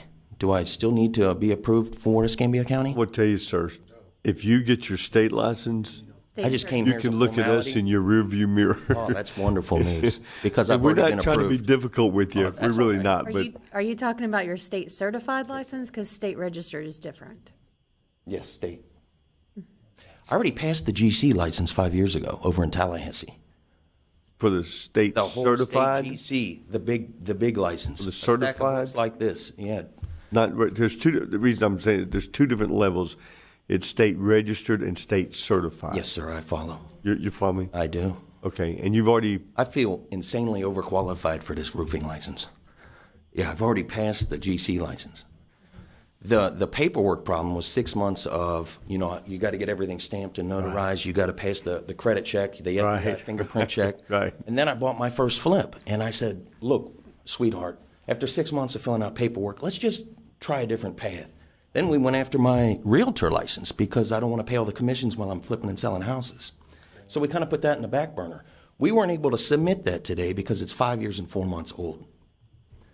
All of those tests I passed. Those state, no, yeah. Yeah, they expire after 5 years. Right, expired, that's right. Now I got to go take my third or fourth test. Is this documentation in the backup? Was it provided? Yeah, they said it was expired. My wife tried to submit it because those are very difficult tests. It is, yeah. There's some of us here that are state certified, so we Had to we get can a appreciate hotel that. in Tallahassee. You take 3 or 4 days off work. Yeah, Big deal. And I thought naively, if you've been building houses your whole life as a farm boy from Kentucky, you pass the test, you're in. And Nicholas, I was can you completely verify mistaken. that? Yeah. Florida's tough, Looking at- Yes, sir. Thank but we you. protect our citizens. That's the whole purpose of, That's why I'm here. Yeah, you're right, you're right. And we're not, I don't hear anybody challenging your abilities. The process here is what we're trying to make sure we're following. Forgive me for getting defensive. No, man. Hey, you worked hard to get where you're at. There's no. My brother was born in a trailer. Yeah. Just to give you an idea of how humble my background Yeah. is. Yeah, we didn't. Just because we're up here today, don't mean we didn't come from some stuff. We got So, stories. I guess I don't. Mr. Taylor, is your middle name DEROPP? It's a French author. It is. So what you'll see on your screen right now is eligible for exam from the state for a general contractor's license. So that means they did provide him with eligibility to take the exam.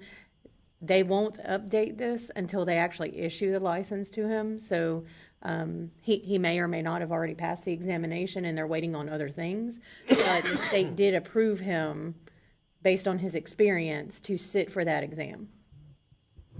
Thank you.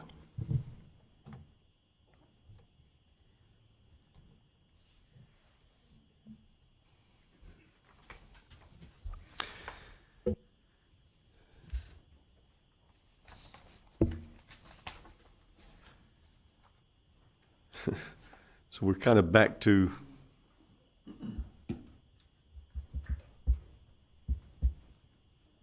the time frame here, and the work he has done since 2009 did not require him to have a license. So that's why there's nothing shown here from 2009 to now. Just a general business license and homeowners, you know. Right. Yeah, I'm talking about contractor license. Maybe I should have said that word. Yes, sir. Yeah, you're right. You still have to have your business license, right? But as far as a contracting license, contractor license. Now I'm going to the second application that you've applied for. So on there, you've listed employment information, complete general contractors, and you're a W-2 employee. So was the Complete General Contractors, Inc. licensed, and by whom if it was? His name's John Miner. He's an expert witness. I came down after Katrina. I'm glad you led me into this. I was shoveling sandbags as all the other farm boys. By the end of the week, I was running the crew. By the end of the month, I was in Orlando for 2 weeks. He flew me down there for Xactimate training. As anyone knows, all the insurance carriers, if you're going to file a claim with an insurance carrier or a supplement claim or the wind mitigation, I got certified in that, which, you know, I was 25 years old, and this was the opportunity of a lifetime. It's the first great man I ever met. The day after I got back from Orlando for my Xactimate certification, I met a two-term state senator named Carroll Ingram over in Mississippi. His law office, as you're walking down it, has pictures with all the presidents. I'll never forget that. There's Carter, there's Bush and Ford and Reagan. I'm like, this guy's something else. So anyway, we do that. It's for the Chateau de la Mure. It's a $35 million complex over in Biloxi. And John Miner was representing, and I was the estimator. And I did I didn't do any talking, of course. These were all older gentlemen. I was just a kid, but I did the PowerPoint presentation. That was my first day after becoming Xactimate certified. You know, he loved me, and I loved him like a father, and that's how I got started, just to throw that in there. And that was back in 2009 also, right? 2011 or 9? That was probably right after Katrina in 5. Yeah, I started off as a grunt, and within a month. Your employee was up until 2009. Yeah. And he's now in Miami. He's done a lot in the last 20 years. I looked him up. I haven't talked to him in decades, and we picked up right where we left off. And he's gotten rid of his GC crew. You know, he's just an expert witness doing wind and flood mitigation for these attorneys, because there's some giant checks involved, and you know, the lawyers get in it. That's how I got started in this. So the issue with me is because I've been self-employed for 15, 20 years. Is that why I can't get a license? No, it's not that you've just been self-employed. It's the activities that you've done during that 15 years, what I'm feeling, borderlines contractor work, but yet you were not. You definitely do. Yeah, my wife's looked all of this up. You don't need any permits, any inspections, any engineers, any architects. And that's why I steered away from any load-bearing work. That's why when I flip a house, instead of bulldozing it, I'd rather just repair all the floor joists, right. the trusses. Right. That way I can get done in 6 months instead of waiting for 6 years for all the. Right. That's a metaphor. It's not 6 years, but. No, I understand. Yeah. Yeah, my wife's in charge of all this. I thought this would be I'd be in and out in like 30 seconds. I'm still up here sweating, you know. We're not trying to make you sweat. We just want to make sure we hot in here. do diligence here with it. Yeah. And this is just a roofing license. I mean, I'm not, you know, I've never had a complaint filed against me in my life. No, but you know, and I see that your experience is that you actually performed hands-on roofing installing and repairs and so forth from 2005 to 2009, right? So the last 15 years, I don't see that you actually done any hands-on roofing experience. The last 4 years is what they asked for. I understand. And so that's kind of like Of course. I understand. It's like riding a bike. I mean, I haven't done roofing, and I don't even know when, because when I started, they didn't have to have a license to do that. Yeah, I But- pulled all the permits on the houses. But now I could probably roof one. Yeah. But I'm not going to. Nailing shingles is a 1 or a 2 to Not gonna flip do a that, property, but- yeah. But And I think to be fair too, it's not just a roofing license, It's very. to just make that known. The to- residential contractor also, yeah, But also we're here to protect the residents of Escambia County. And just looking at this, like, I'm a very much trust but verify type person. So I trust what you're saying, but I want to verify it. Of course. And that's why my questioning I'm gathering what y'all are saying, that if he does sit for the state, then he can look in the rearview mirror and he doesn't need us. Feel like So I've should wasted this be everyone's time. continued and we just see, then he doesn't even have to come before us and he can just go off the state. Because while it was brought up and Jennifer pulled it up for us, trust but verify.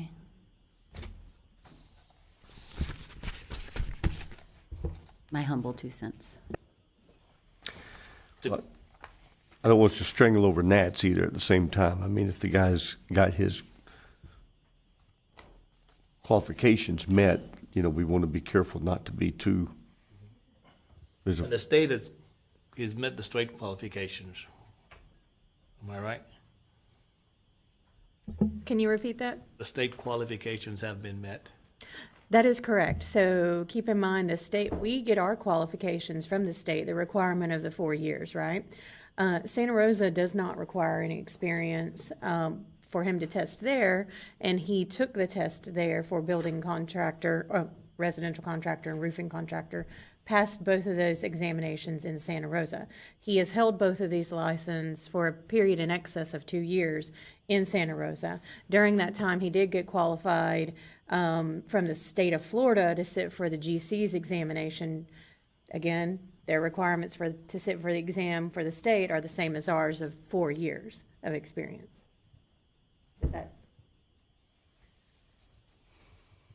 So you've been working in Santa Rosa since you received that? Do you have any of that information? Sure. As in like,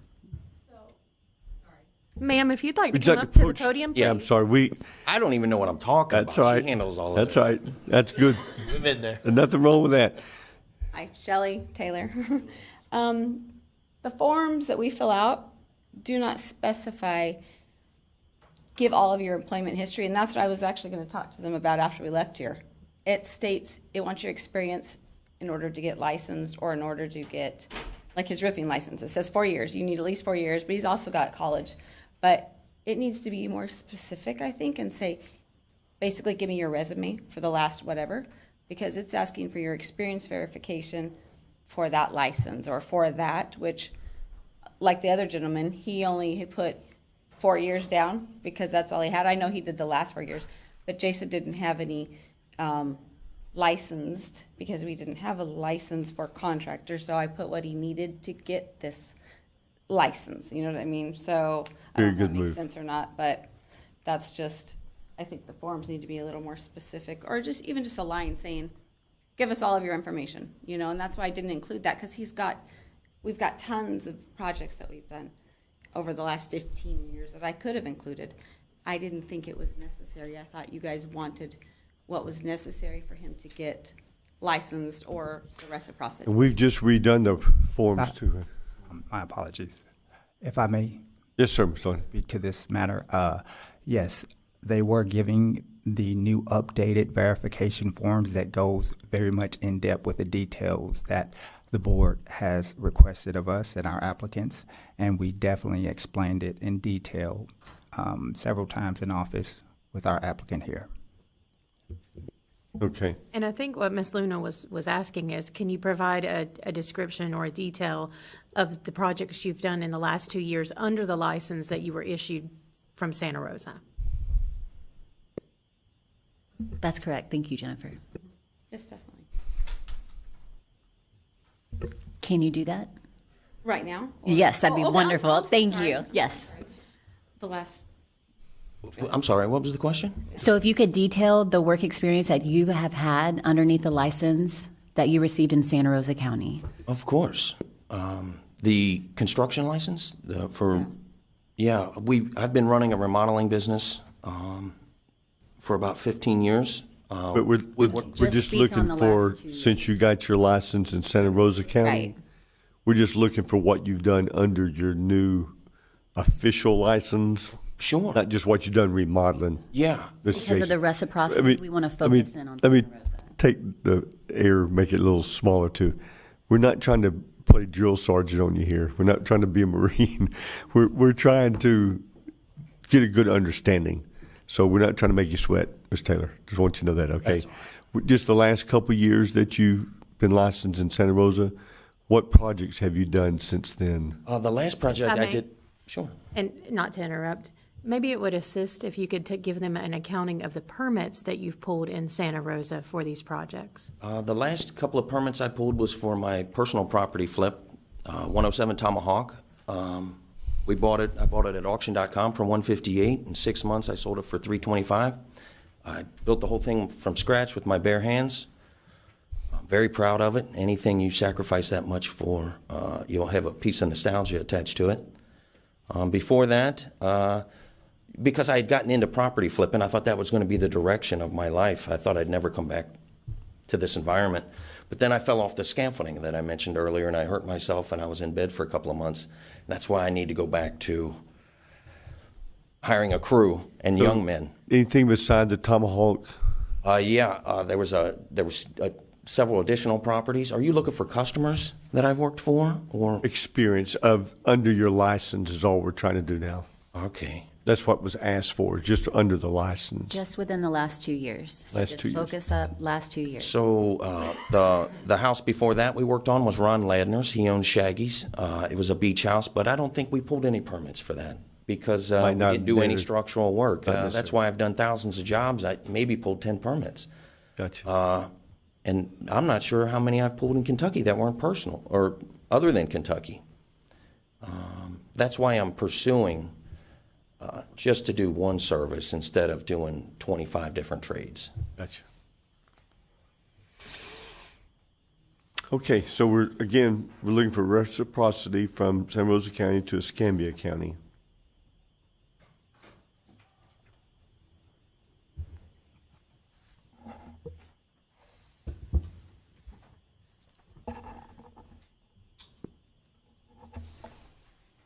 Same consensus? I don't know, I'm man. recommending that if you've got the state license, go in that direction now, unless somebody wants to make a motion. I just want to ask a question to the board here. What is the concerns? Because nobody's talking except me, seems like, and Ms. Luna. And Mr. Patel. What is the concerns of the accepting his license from Santa Rosa County to Escambia County? Can I get a little help? Good. What are the concerns? Is that a good question? That's a good question, and because both of them are accepted. One's accepted by the state, so everything that they require is already there. And from Santa Rosa County, clearly has been doing work for 2 years. So that also shows evidence of the replication, right? So where's the concerns?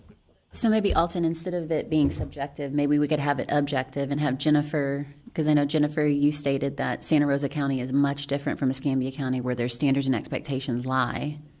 So Santa Rosa has no experience requirement. They'll allow anyone to sit for the exam and take the examination. Right. Whereas the state, to go state certified, and Escambia County, we both require 4 years of experience. Now, there are several methods of gaining that experience: hands-on, foreman, college, military, college, all of those items. So whatever, based on what they provide to us during their application process, we compile that all together and create a packet for you guys. It's up to the board on whether they want to approve it or not, whether you feel like they have enough hands-on experience or foreman experience within each particular application they're applying for. In this instance, there's 2 different applications, and in reality, we're thinking about 3 different applications. You have roofing that he's wanting to reciprocate, you have residential that he's wanting to reciprocate, but then you also have this other dynamic of general contractor with the state that he's going for. General contractor still will not allow him to do roofing. Right. So keep in mind, you're actually, this board is reviewing and thinking about three very different things Right. from three very different jurisdictions. Right. No, you're Maybe right. therein lies the confusion. And also my question, kind of going off of that, is there a duration of time of which the experience needs to be within? So like if I had roofing experience 20 years ago and then I wanted to go lay a roof and get my permit or license, am I able to? That is an excellent question, and that's a question that's recently been going before the DBPR, because they've looked at legislation which has not passed yet of it being a specific time frame in which this experience needs to be obtained, right? Within the last 10 years, did they have this 4 years of experience? That hasn't been adopted as of yet, so there really is no rule or requirement as to when they obtain the experience.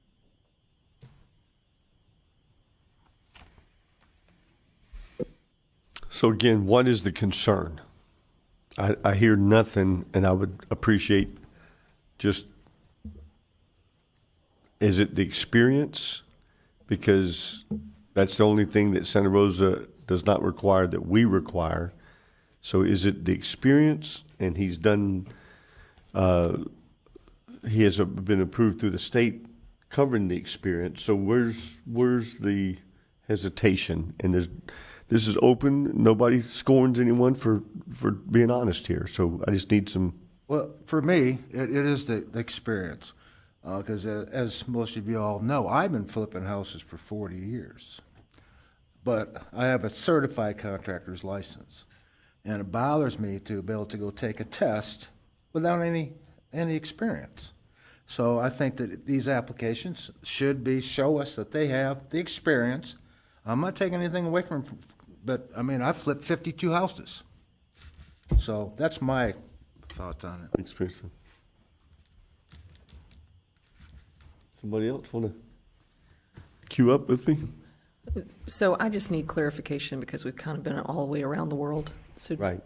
And so now I'm confused just from where I'm at. Are you or are you not licensed with the state? No. He is not. Not yet. All right, so none of the state licenses are done. And then the only license that he does hold is with Santa Rosa, which has no experience requirement. That is correct. He holds a Santa Rosa County roofing license and a Santa Rosa County residential contractor's license. The requirement at the time that he tested did not require any experience.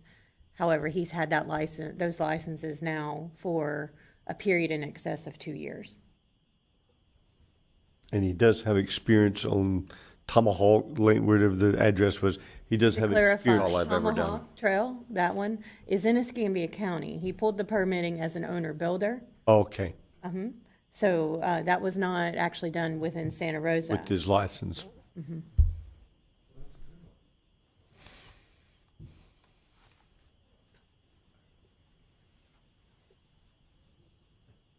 So would additional information help the board if we would request more information? And what would that information need to look like? Experience? Well, the experience, especially what she was just saying, that he actually pulled the homeowner's permit, that's experience. And it's not why listed. they didn't put that in is kind of, it's defeating the purpose. That is the experience that we're looking for, and he's got it, but he didn't put it forth. Thank you, sir.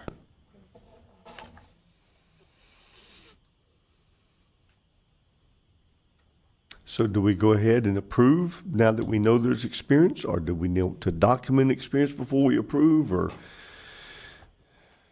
So on the approvals, Jennifer, do we need to do it individually, or do we? Yes, we need to do one case by the next. Yes, sir, we definitely need to do that.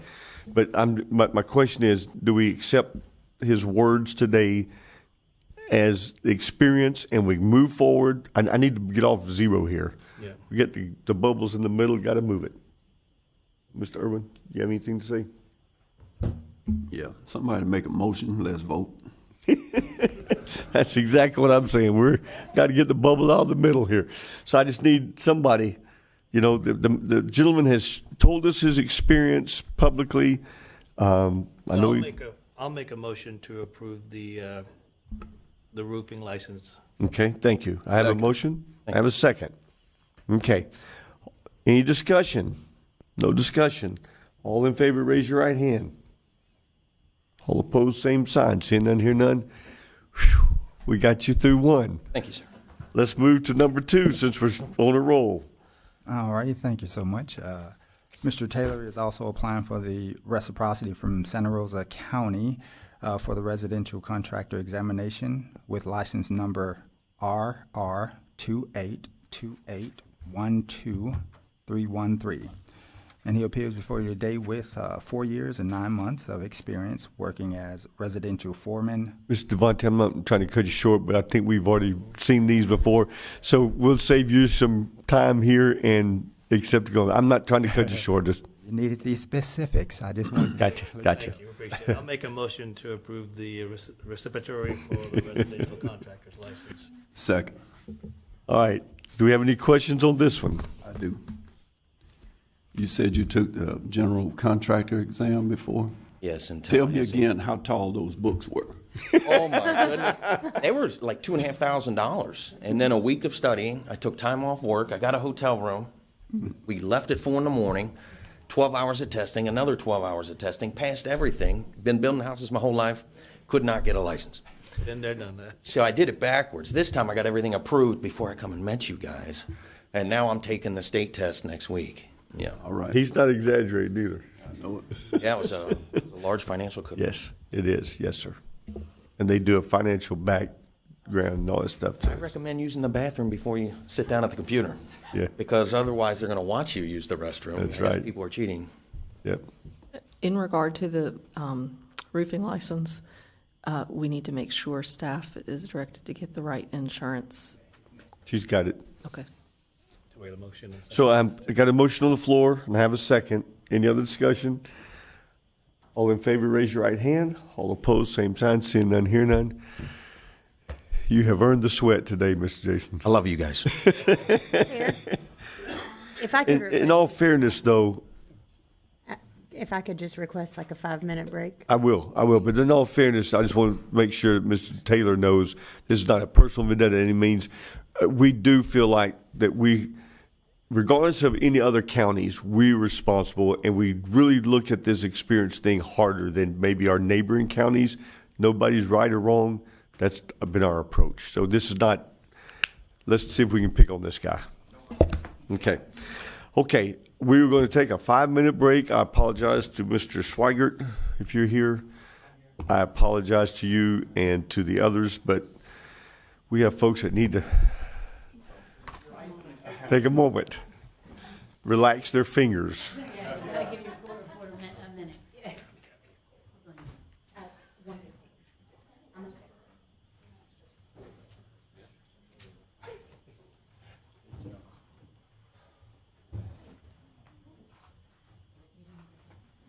That's very good to know.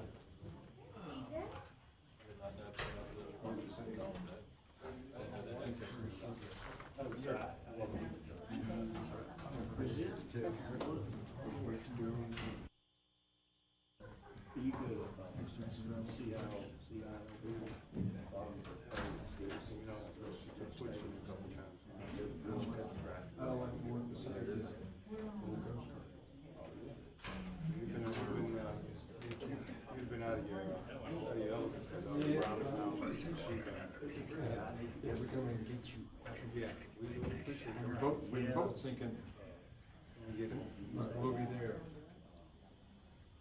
Yeah, like I said.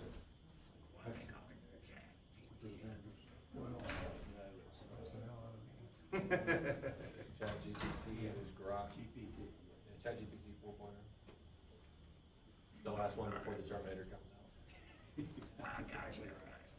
John Connor's out there crying in a corner, trying to warn us. Mr. Robertson? Thank you, sir. Absolutely, sir. Yes, sir. That's the first thing smoking back out this afternoon, so I'm gonna get it for as long as I was trying to hang out. Absolutely. So what will happen is as soon as the meeting is over, you're gonna get an email with vouchers. So that'll be the first item that we email out are the vouchers for all of our applicants. Hopefully another hour, give or take.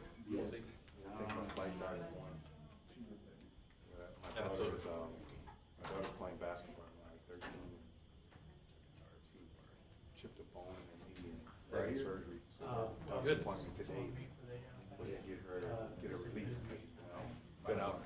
So she's like, you gotta leave now, what if the doctors, I'm like, I can't, if I'm here or not, the doctor's Right. gonna say. Absolutely. Well, if you need to get going, you can. In fact, I'll start working on it, on your vouchers now for you. Okay. While we're on this recess. Absolutely. Thank you, Mr. Roberts. Yeah, yeah. She don't want me to go fishing and all that good stuff. Congratulations, sir, and thank you for your service. Thank you.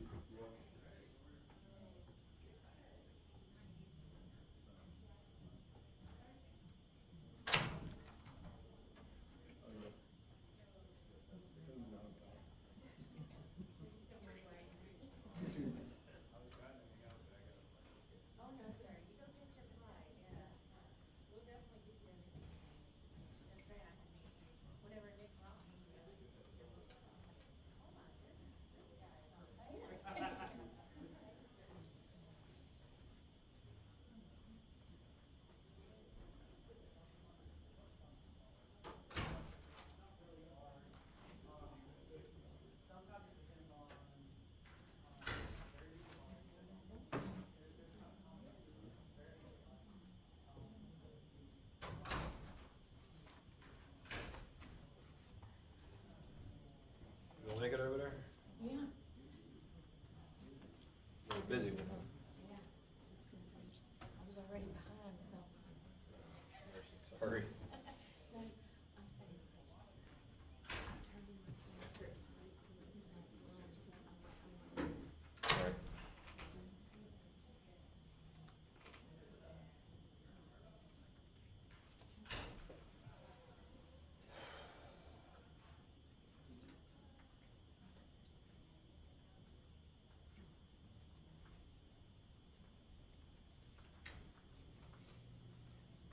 I'm gonna work on Mr. Roberts' vouchers now. Yeah, he was saying he had to catch a Yeah, flight. we gotta get right back to his daughter. Yeah. A flight? He's gotta try to make it back to his daughter in Pennsylvania, His daughter's. for his daughter. And she injured her knee, she's been out for 5 months, just sports. Bless her heart. Mr. Last one was green. That's the record. That's some beautiful green when you get. How many times have you purchased it? I'm not worried about it.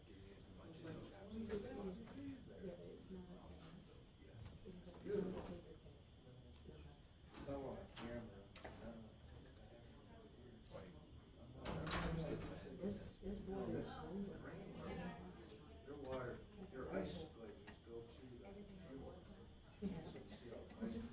You think I'm playing? I wish I had a picture of that right now.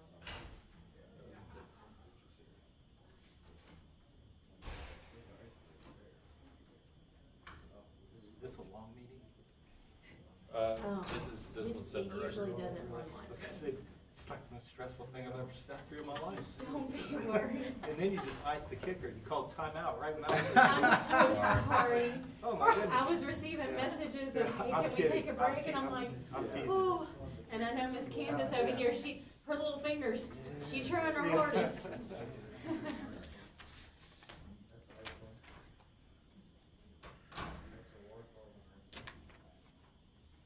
Are you also reciprocating from Santa Rosa, yes. Santa Rosa as Yes. well?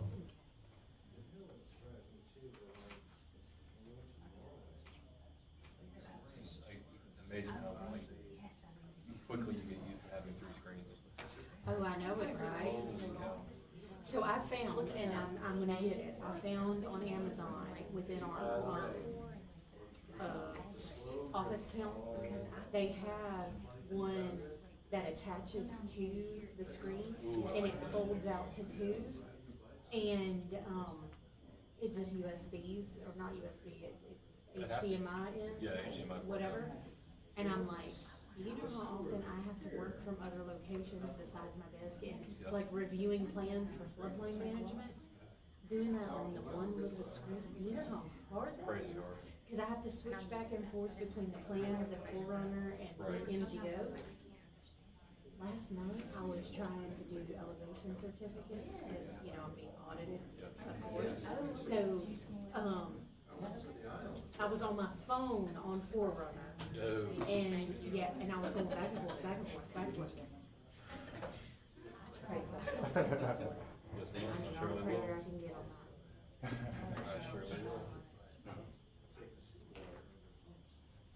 These guys don't play.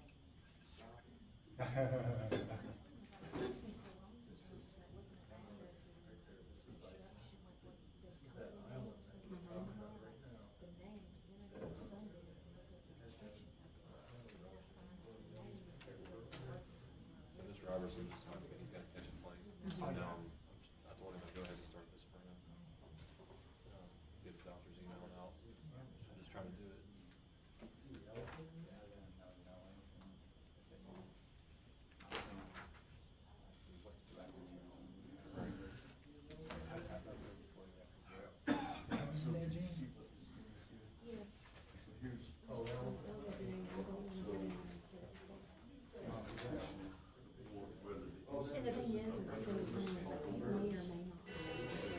So then I'm just sitting there waiting when I could be working, getting something done. Oh, don't tell me that. Because I am in this dress and it does not breathe. I mean, you were just saying you were cold. I'm cold in here, not in a hot courthouse. Yeah, it gets so hot. Old stuff. Yeah. It's been working, it's been, don't jinx me. How's your fingers? It's good, I'm good. We can do this. Yes.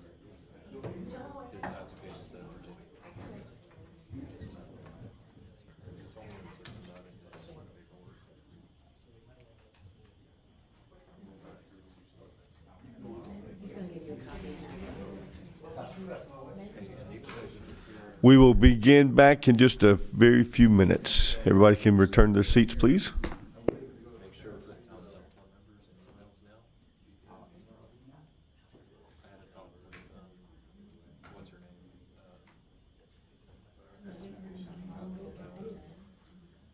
Wandis. March? Water is one where going over to Barcelona, do the cruise from Miami over, and then we're gonna stay around Spain for a couple of weeks and come back. Didn't, I went to the other way. We'll call our meeting back to order. I will mention that Mr. Tolbert has distributed to each of us documentation that went through. Yes, sir. So this, what he distributed is a declaratory statement in Right. regard to building contractor. Right. It's a deck statement from the Florida Building Code that as long as it's not structural windows and doors, a building contractor can replace those unlimited heights above the 3 floors, etc.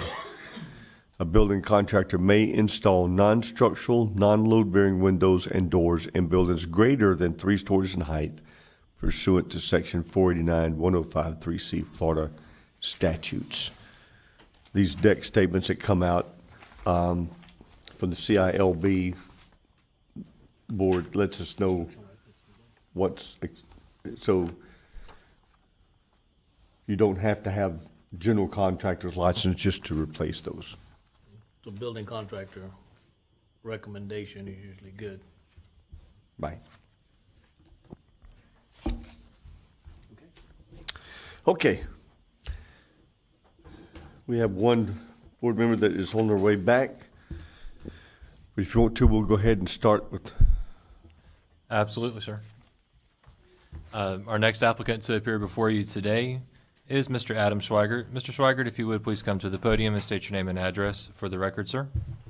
Adam Schweigert. My address is 3136 Runnymede Road, Pensacola, Florida, 32504. Mr. Schweigert appears before you requesting to reciprocate his roofing license from Santa Rosa County to Escambia County. Mr. Schweigert passed his examination for roofing unlimited 2023, edition 2023, September the 16th, 2024, in Business and Law, second edition, August the 19th, 2024. He has held licensure in Santa Rosa County for 1 year, 1 month, and 23 days based upon his licensure date listed on the competency card. Staff has also verified financial and criminal history is clear for this applicant.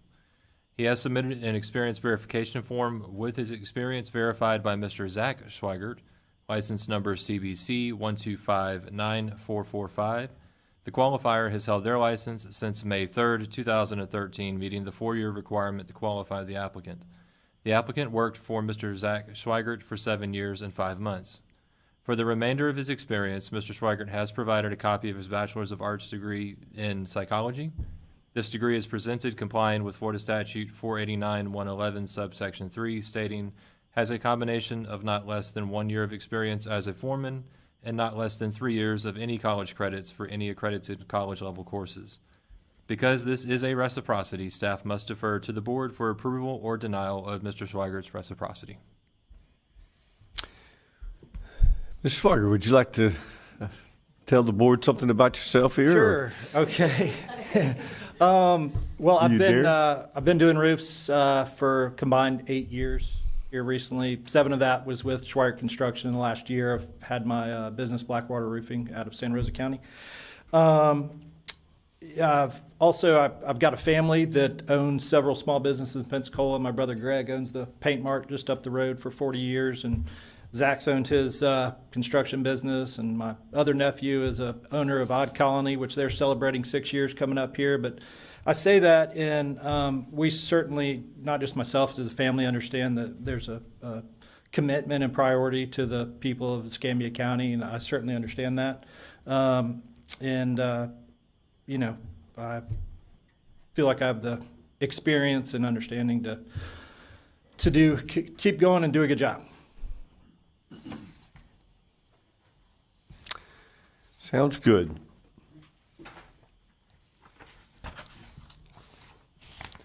So you already for 1 year have been in business in Santa Rosa County. Yes, you got 12 months already of that on your own experience. Exactly. Yes.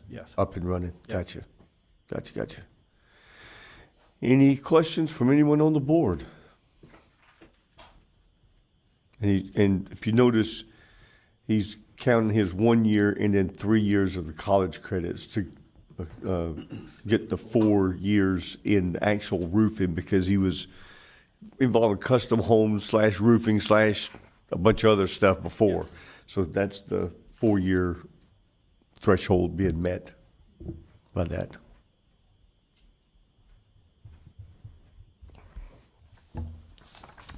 Any questions from the board?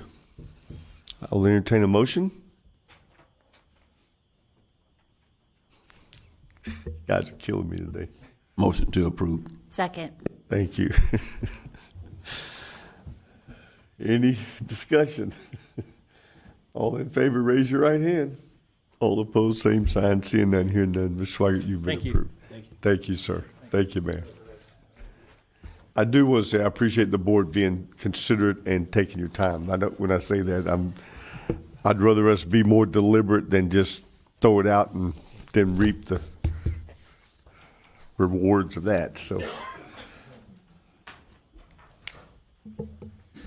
all right. Thank you, guys, for your.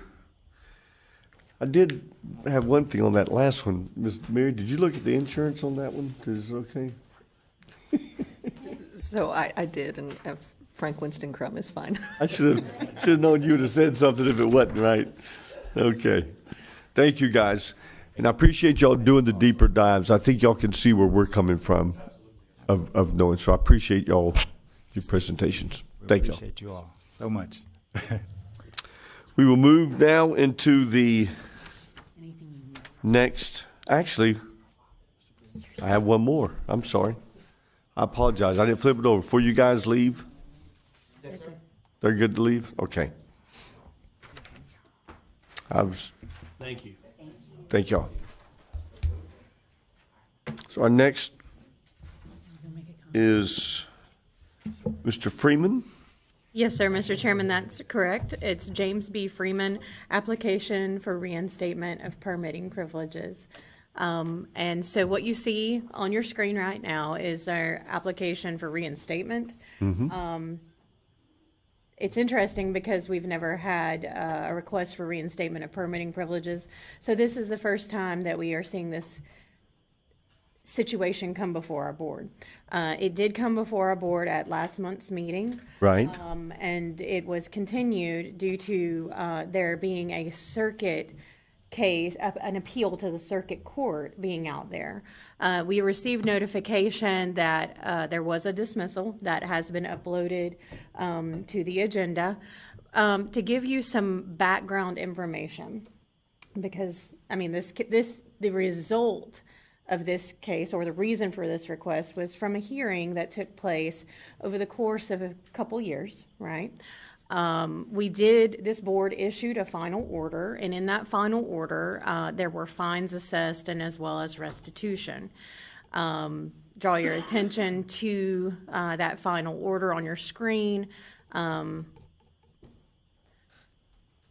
Fines totaled $2,500, and then restitution was $123,594.39. At that time, it was decided that there would be a payment plan. This board allowed for a payment plan, and that was also detailed in that final order. Attached to the agenda is also the excerpt of the minutes from that hearing that day. And then it was brought to our attention that no payments had been made in regard to that final order. And so this came back before the board. There was a couple of continuances. And then the result of that hearing was that Mr. Freeman's permitting privileges would be revoked, and because he had not paid on that in accordance with that payment plan. Mr. Freeman did reach out prior to last month's hearing and provided information that in May of this year, his insurance did make payment and a release was signed.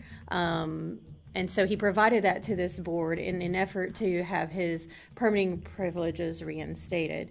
Again, to reiterate, last month's meeting, we were informed that an appeal was still outstanding, and today we have attached to the agenda that has been dismissed. It is up to the board's discretion on how they want to handle this. Again, this is the first time this board has seen this situation where a person had been disciplined and they are now coming back to have their license or their privileges reinstated.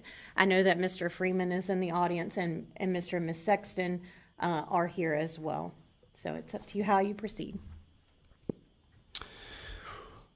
Okay, so before us is the application for the reinstatement of permitting privileges.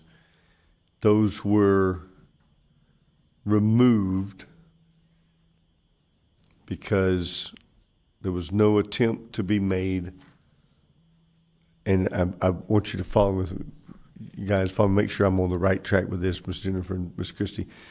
The privileges were removed because there was no attempt to make any payment for months. I forget, like 5 or 6 months maybe. That is correct. Attached to the agenda is the transcript from the hearing where the permitting privileges were taken away. Within that hearing, it was discussed about an insurance claim, and that was what Mr. Freeman was presenting as support for this request, was that insurance had issued monies to the complainant. But yes, at that time, during that hearing, it was noted that there had been no effort to make payment, and that the ability to make payment at that time did exist because of permitting documentation, et cetera. So that's what brought us here. That is correct. Is the fact that we decided that restitution would be paid so much a month. Nothing was paid for months and months. I want to say 5 or 6 months when it came back to us. And so then we decided to suspend the permitting privileges. Last month, there was a case brought. This was asked for last month, but they had a case against the county to overturn, and that has been dismissed now. So now that that's gone, we are able to hear this today. Last month we could not hear this because there was an open case. Am I correct, Ms. Christie? Because of the open case last month, we were not able to hear this. Yes, sir, because the appeal being open. The appeal, so it was closed on September 11th of this year. so that it's closed now, we can hear this. And when we met, I want to say it was about a year ago, and for 5 months, well, however long it was, 6 months, there had been no payments made. Payments still were not made. It was just now a settlement from an insurance that was given.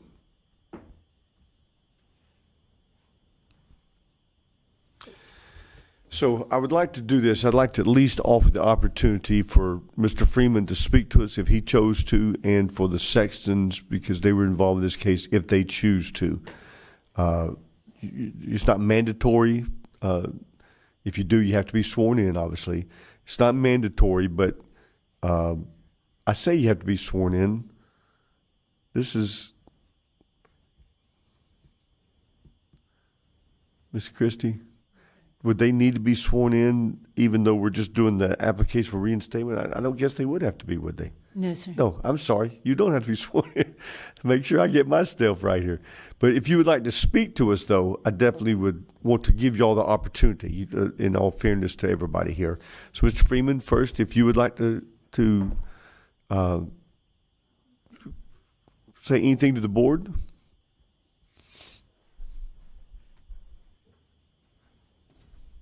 Just on James B. Freeman, 4201 Auckland Road. Just on the deal where the payments wasn't made because the insurance had reached out to me and told us not to do nothing with it until they took care of what they were supposed to do. So that's the reason the payments never was made. So they reached out to me and told me that, and then they paid way over what was on there too. So, but anyway, that's all I got to say. I mean, I would like to have my license back, but if I could. Okay. Appreciate y'all. Thank you. Thank you, sir. And the Sextons, if they would like to, they had a paper earlier that you guys should have received during public forum, and then we decided to wait till now. So we didn't know we'd be waiting this long. Yes. Apologies to you guys. God bless y'all. That was a long time. Chloe and Nick Sexton, 101 South F Street, Pensacola, Florida, 32502. I provided you with that sheet just because that's what I was going to read today, and it has all of the money breakdowns in case that's helpful, and I have the receipts with me and all of that as well. I'll try to talk slow. So restitution and insurance are two separate sums for two separate portions of our loss. Today our loss is over $400,000. Freeman's insurance only covered the damage to our property beneath the two metal roofs, our original roof and Freeman's re-roof, the second layer. The insurance does not cover any workmanship errors or the installation. Freeman was responsible for fixing what he installed. Restitution's purpose is defined as compensation for direct financial losses and to hold offenders accountable for their actions and to deter them from committing future crimes. Unfortunately for us, even if the restitution is ever paid, we will not be made whole to the amount of the money that we are out today. We're here to inform the board that the restitution ordered in 2024 in April has never been paid, not even $1. In June of 2023, just as a reminder, we paid Freeman for $89,000 for a code-compliant roof that should have lasted us 20 years. Due to Freeman's incompetence, here we are 2 years later, more than 2 years. Our out-of-pocket costs are over $400,000. The breakdown's right there. We paid $286, a little more than that, for a new roof. We did have Arcadia, my attorney, Jeff McCarthy's engineering, and then the re-roof. So that's our total. During the April 3rd hearing, I went back and watched it this morning just because I wanted to refresh my memory. Council had asked the board to determine our financial loss at that time, and the board set the following amounts as the absolutes. So the total for restitution is made up of the refund of the contract, which he still has, us paying Jeff McCarthy for the engineering, and then the Arcadia defect report. You didn't include the attorney's fees, totally understand that. You then added the $18,800, which was quoted from Freeman for the removal of the existing roof. This brings the total financial loss to that restitution amount, the $123,000 and some change, and then the opportunity for us to return and ask for more. Several members of the board during the deliberation of how to come up with the restitution amount stated that we could always come back and ask for more at the time of the new roof, once we took the layers off and could see the damage and come back. Thankfully, praise God, insurance has covered those items that were not visible at that time. So we've never come back to ask for more because it's not necessary. However, granting this contractor his permitting privileges back while he has failed to pay what is owed would deny his accountability, and it would disrespect this board and Escambia County and the citizens, us. Contractors should never be allowed to keep a customer's money without fulfilling the contract's obligations. This is a scam. We respectfully ask that the board enforce the original order until restitution is paid. I would also request that you suspend his state licensing permitting in this county. The state of Florida did respond and ordered in a judge that, quote, compliance will be monitored and enforced by the Escambia County Competency Board in the CILB response. I don't know if you guys have a copy of that, but Melissa Reber had provided it to me previously. He should not be allowed to work under other roofing companies, just continuing on like nothing happened, and avoid the discipline ordered by this court. That is what has happened. This is a loophole that puts the citizens of our county at risk. On the first sheet of the response from the state, there is a description, There is a description of the ability to claim funds through the recovery fund. I did go down that road, and we're not eligible for it because of the type of infractions and code compliance issues. So I really have exhausted all avenues of trying to obtain this money back. Melissa Reber told me that he would be here today, so I just felt like it was our due diligence to come back and report what was happened. Our roof is replaced. We have a insurable, code-compliant roof, thank God. Nearly 3 years later, finally, what a relief that is. But I just never want this to happen to anyone else. And we are out so much money. That's really it. Thank you. Thank y'all. And I think we mentioned this before, but perhaps bears repeating again, is that there's financial losses that we cannot reach over that happen to your business that it's not in our perimeter to be able to order restitution for. Right. Hopefully the insurance company helped enough that you were able to.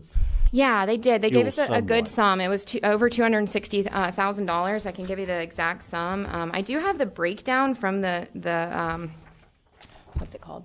Not the engineer, I'm not sure what is this. Ingle Martin, basically the the word escapes me. Yeah, the person that comes in and quotes it. Adjuster. Yeah, the adjuster. Excuse me. Sorry. And basically, I mean, just like this whole process, Freeman wasn't involved in the insurance. I had to track them down, call them every single day for the insurance. That was in September. Was the first customer to ever call I'm the only person to ever do that and successfully make an insurance claim without the help of the person that should have done it. The main thing is, though, we paid him the $89,000. We didn't get a roof. We didn't get anything from him. And he still has our $89,000. How is the contractor allowed to keep your money and give you no product? That's where we're at. The restitution should still be owed to us due to the fact that we paid him money and we never got anything back. We didn't get $1 back. Yeah. So he still has our $89,000 or has used it by now. So you're according to your notes here, the new roof cost $286,984.49. Yes. And you received $260 something back. Correct. So really, you didn't get enough insurance money to pay for the new roof? Is that what we're hearing today? Correct. Yeah. Insurance explained to me over and over and over again that workmanship error, they don't cover that. She's like, we would go bankrupt as an insurance company covering people just ruining people's roofs. We can't pay for that. Damages. Yes, property damage. So the breakdown that this shows is for everything below the roof layers. It had nothing to do with our original roof or his layer, and nor the fees that you guys found he should be responsible for. It doesn't have the $18,000 to take the metal roof off on the insurance. Right. Everything was supposed to be handled by the roofer. I'm out over $140,000 still. So the restitution doesn't quite touch that yet. If we ever got it, it would be a blessing and I think justice, but we're still short. This, I think, goes back to where we have to be careful where our reach is. Ms. Christie can help me here, because we have to be careful where our reach is in that the amount they paid originally and the work that was done originally, we can only cover that amount and part, but we can't go beyond that. This new one costs $286. The original was $89. That's $90-something thousand difference between the two. But that gap of closing the two, I don't know that we have the ability to reach into that. We just have the ability to talk about the original. Is that correct? I was just asking Jennifer if you had reserved on them bringing back additional information. We did. Mm-hmm. And Well, we did, but I think that was before litigation started. Mm-hmm. So when we were going through the process and when we awarded the damages, and I may be correct me if I'm wrong, we at that time said that if there's additional damages that occurred, bring it back to us. We'll leave it open. But once litigation started, I think it took a different course because insurance got involved. And I'm not an insurance expert, and maybe we can get some information. So how does insurance work? Does it cover or does it capture? And did it capture everything, or is it just for the roof damage itself? And going back to the original $89,000 that was paid, I agree with you emotionally. I'm with you, right? But in theory, there was a roof put on there, whether it was faulty or non-faulty. So I imagine expenses from that $89,000 did go towards some portion of the work that was done. I would appreciate even $20 from the guy, but I've gotten nothing. I want to kind of lay that out there. Absolutely. Mr. Freeman. We're not going to ask for any more restitution. Yeah, I'm not asking we don't for plan any more. on doing this any longer. We just want to. I never want to come back here. I love you guys, but Well, come see us, have coffee. yeah. But so there's two-pronged questions. So one is if you can explain that so we get a better understanding. Right. So the first piece that we need to see, and I don't know if it can be added to evidence at this point or if we have to, what the process is, but we would really need to look at what the adjuster put into the claim and what was there specifically so we can see the items very specifically that the insurance paid. I have a question though. How did you file the claim? Because technically the way commercial insurance works is a commercial policy would have to go through the agent, and the agent then has to file the claim directly with the carrier. That's typically the steps that happen. He wouldn't respond to anything. I don't know, I can only speak from my experience on my side. I'm not really sure what happened on his side and what the insurance person was telling me, and I had a lot of different people involved in it, and they kept changing the person the representative. But basically, I just went down to the city and got the insurance that was on the permit and called them and made them aware of what was happening. Again, just because I don't think this should have to happen to anyone else, and I thought the insurance should know. And then they from what I was told, they took steps internally because I would not leave them alone to do a claim. I don't know if they called him and somehow got him involved or not. I was told repeatedly throughout the whole process. It took like 2 extra months because they just couldn't verify certain things from him. And I don't know if you recall the discussions about the subcontractor. That threw a big wrench in things because the insurance was like, whoa, who's responsible for this? Is it Flores or is it you? So that was a runaround, big delay there. And they just couldn't get any information from him. So that's all I know. Okay, so one, my first question is, are they able to give us a copy of what the adjuster's notes were and what they were actually paid out for, very specifically? And then two, I mean, no, they typically are not going to cover faulty workmanship unless the policy was written to do that. Yes, she did say like there are different types of policies and, you know, walked me through that sort of thing. And I had asked her, you know, a few times about, well, what about restitution? Do you need to see that paperwork? And she was like, no, that's totally separate. How the board came up with that amount doesn't include us. And then, you know, as you dig deeper into it, it lists everything but what's included in restitution. So it's to me, it's very clear that we have a loss and you guys came up with restitution and the insurance came up with their part that they're liable for, and we're still a little short. But I do feel like in my heart I can sleep good at night because I'm not asking for something that's not due to me. Right. The carrier is not going to pay for the carrier is not going to pay a They're bunch not of gonna pay extra anything- fees and things like that. anything past the Right. They actual took care of the damages, like damage. the spray foam that was wet that had Spray to be foam was thrown out. soaked. Hold on. Our court reporter can only take down one person at a time, so you have to let one person speak and then the other person speak. Thank you. We did have a significant wet spray foam throughout the roof. The Engel Martin breakdown, I'm happy to email it to you or just give you this copy even. That was torn out. Yes, it was removed and we had to replace some, and that was even separate from the totals that I gave you. So there is more fees that are stacked, but I just ran out of time. I had to get my child care this morning to be able to be here. The Engel Martin breakdown does show roof 1 and roof 2. It's talking about the original building structure and then the roof that was added in the 70s or 80s. That portion of the roof particularly it's a more flat style, and it was the wood had to be completely replaced as well. So there was significant. It's been wet for 2 years. I don't know how else to say that. There's a significant amount of issues once we ripped the metal off. It's also important to note here that the sections are not asking for additional restitution money. Their words are for us to take this into account in granting the permitting privileges. That's correct? Correct. Gotcha. So I want to make sure we hear the focus of where we're going with everything. I think also with that, what she just gave, are we also looking at what exactly did insurance pay for?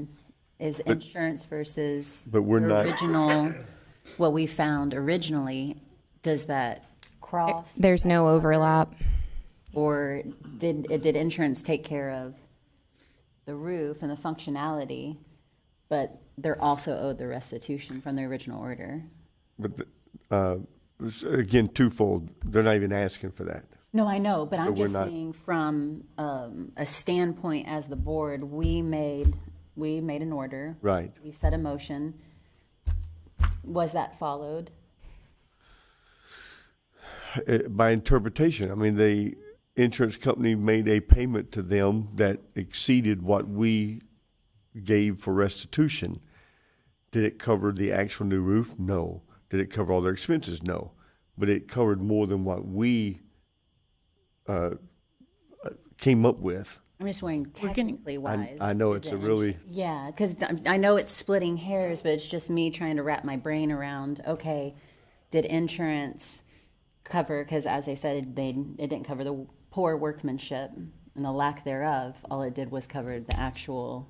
Typically, an owner is never made completely whole, from my experience with these things. And the reason why, I'm sorry, I don't mean to be hard on it and just trying to figure it out, but I know that, this will set a precedent. We've never had anything like this before. So I just want to make sure that what's done is done correctly and done the right way, because we're setting a tone from here out. Right. So we're getting copies of that right now for the board of the insurance adjuster, and that'll give you the breakout of what insurance, how insurance evaluated this and what their payment went towards. And I would love y'all's opinion too on that, and of course yours. The other piece that I would also I just want the board to know that the roof Freeman bid on was a re-roof, going over the existing thing, and the owner still knew it was. He just put the fasteners in the wrong place. And he did have a few leaks, but so now they went to Way more than- extreme and did it the way it probably should have been in the first place. Toward, everything to code, to high wind codes. I'm sure everything is engineered, and so it's a whole different. So I feel like, I know they don't, but I feel like Jimmy has stepped up and done exactly what he, I mean, what do you put him out of business? That's No, not. no. You guys asked him to get engineering to verify all of that, and he didn't. That's why we did. You guys requested it. There's so many hearings of y'all asking him to do things, and he just refused to do it. I do need to make this point, Mr. Batchelor's a very good point. The original 89,000 price difference between 286 is because you're talking about two different type roofs. Absolutely. And I wanted to say to that. Thank you, Mr. To what you Baxter, for said, absolutely. And I'm not trying to speak on anybody. It could be, represent like Formula A to Formula B. It could have a no-face person, no name. All I'm saying is I just want to make sure that we're correct in the order that we pushed through, that we moved on. And it's right. It's done correctly. Because as I said, this is setting a precedent. So it doesn't have to do with whomever's here in front of us or any of that. It's just the black and white of the letter. So if we could, again, focus on the request. The request is to reissue the license. So we appreciate. Well, the let's information. get our wording right, So, yeah. because his license was never anything done with. Correct. It would So be reissue permitting. That's correct. Permitting privileges. I have to remind you to be careful not to talk over each other. Correct. You were stressing me, which is stressing the court reporter. Understood. So we appreciate the information, but no matter how much we listen to or hear about the amount of dollars that didn't cover or did cover or re-roof or roof, that's all behind us. So right now, we're just talking about reinstating the permitting privileges for Freeman Roofing. So I think we need to kind of discuss that and see where the board is at that, because that's what we got to vote on today. And so, I mean, if we can hear some more comments, whether for or against, and how the feelings are on the thought method is, then we can move forward.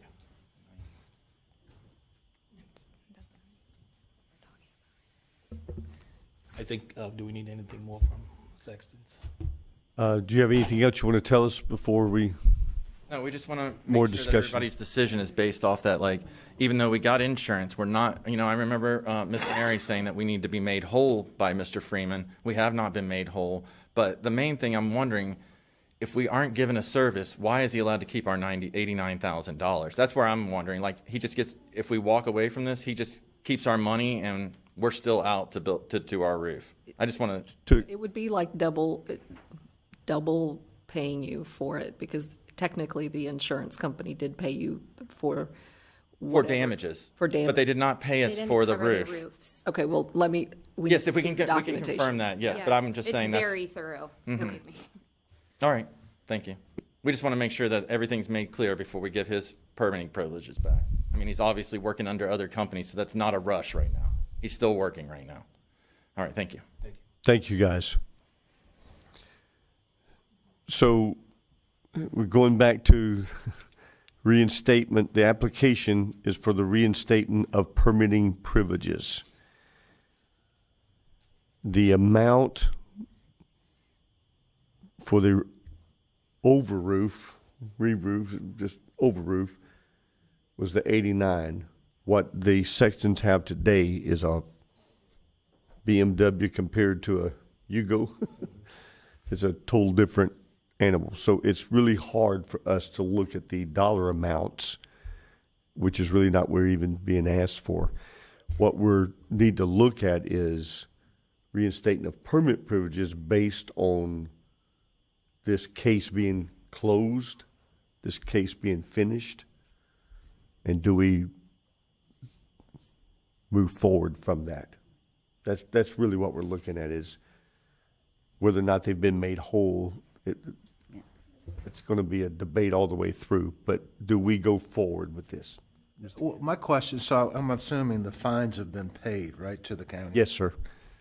Yes, sir. Fines have been paid. We have checks in here. So he's paid the fines.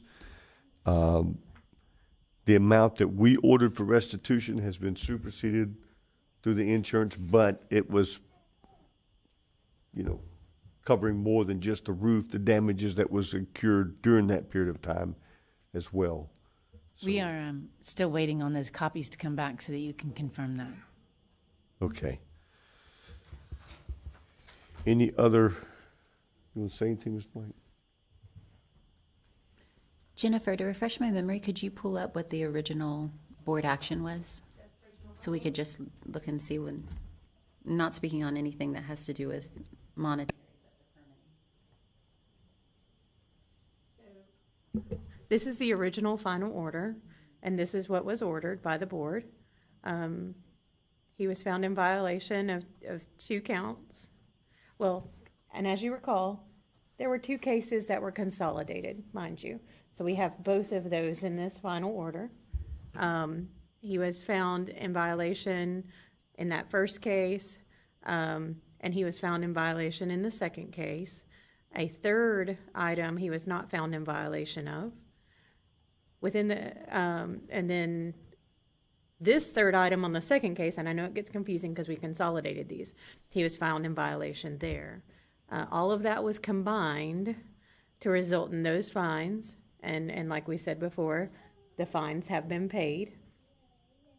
And then you also ordered restitution, and below that is the payment plan that was ordered by the board. I had the minutes up a moment ago, and there was a delay in the payment plan because, as you recall, he appealed this to the BCC, so that put a hold on everything. Once that appeal was finished, then you had to give get confirmation that that first payment after the appeal was not paid, and then we had to queue it up for hearings. So that was that span of time where no payment was made.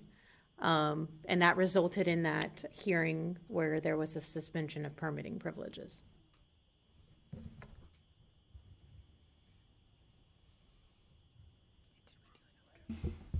And I'd like to make a motion to reinstate permitting options. We just have a motion. Do I have a second?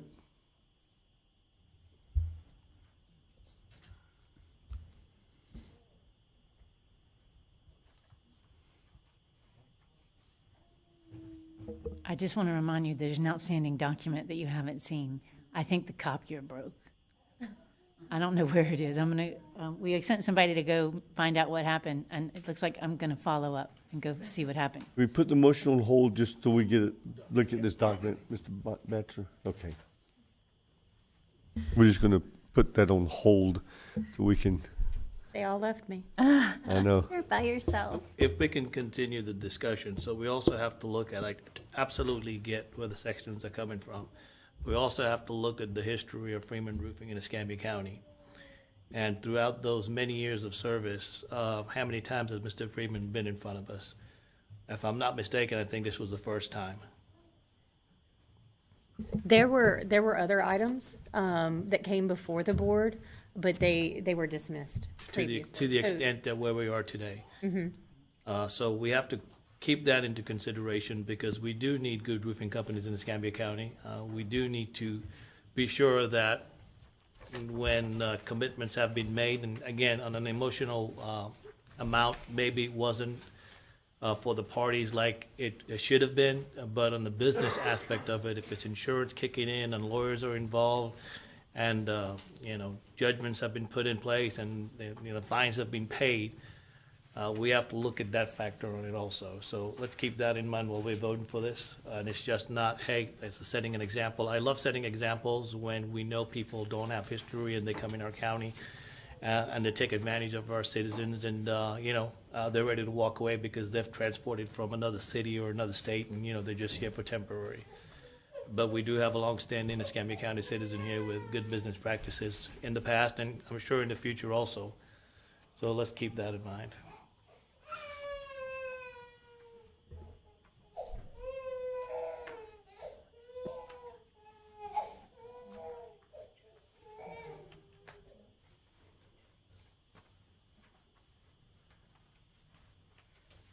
So we've been handed the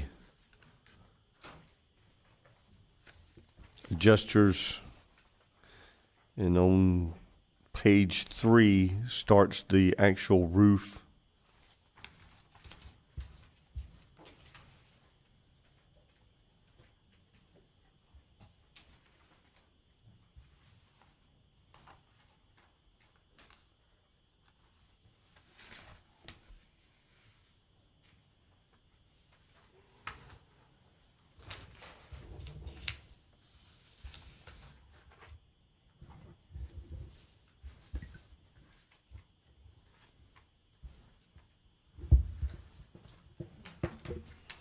And to just go off what you said, I think that is completely valid, absolutely. And then to go off the motion you had, I think we had Mr. Gates come in here earlier, and if you saw that there were steps taken to prevent recurrence, I think that definitely would be a way to go with conditions and limitations.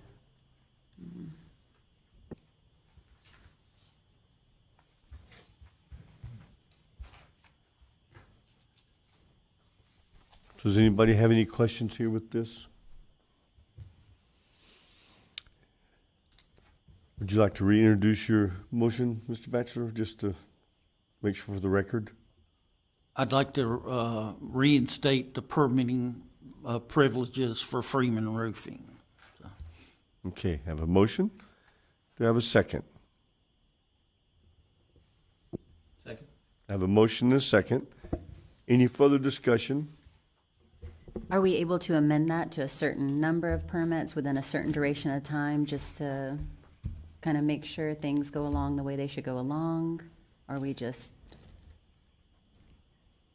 I mean, I guess we can do anything. What would be the end result of that, I guess is what I'm saying, you know? If you let them, if the concern is that somebody's going to get ripped off, if you let one permit out, it could be one ripped off. If you're not concerned that that's going to happen again, then I guess it's kind of, you know what I'm saying? Does no, that I make know what you're sense? saying, yeah. I mean, my concern is there. One thing, this has been such a drawn-out thing, I think that's kind of made everybody weary in it. But it's been noted that there's not a history. This is the first disciplinary hearing that we've ever had.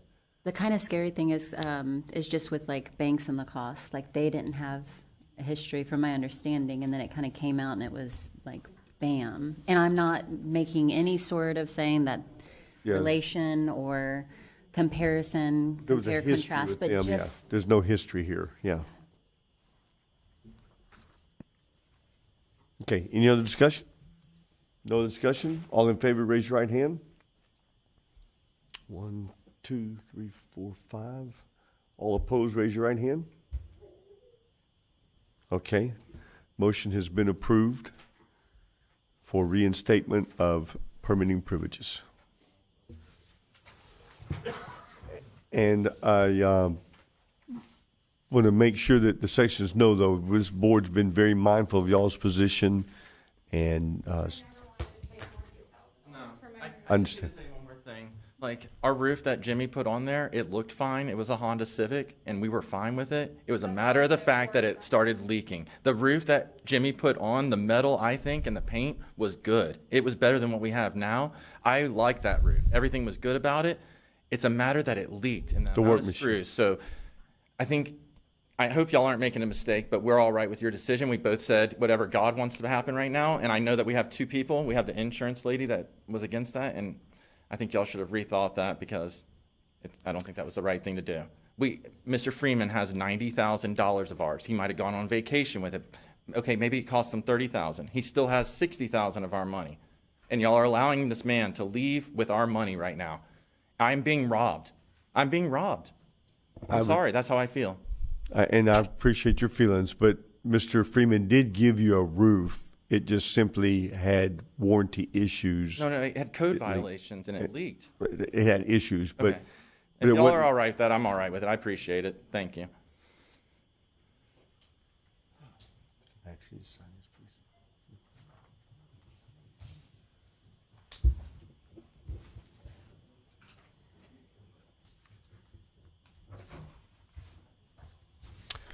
Okay, we will move into the disciplinary hearing.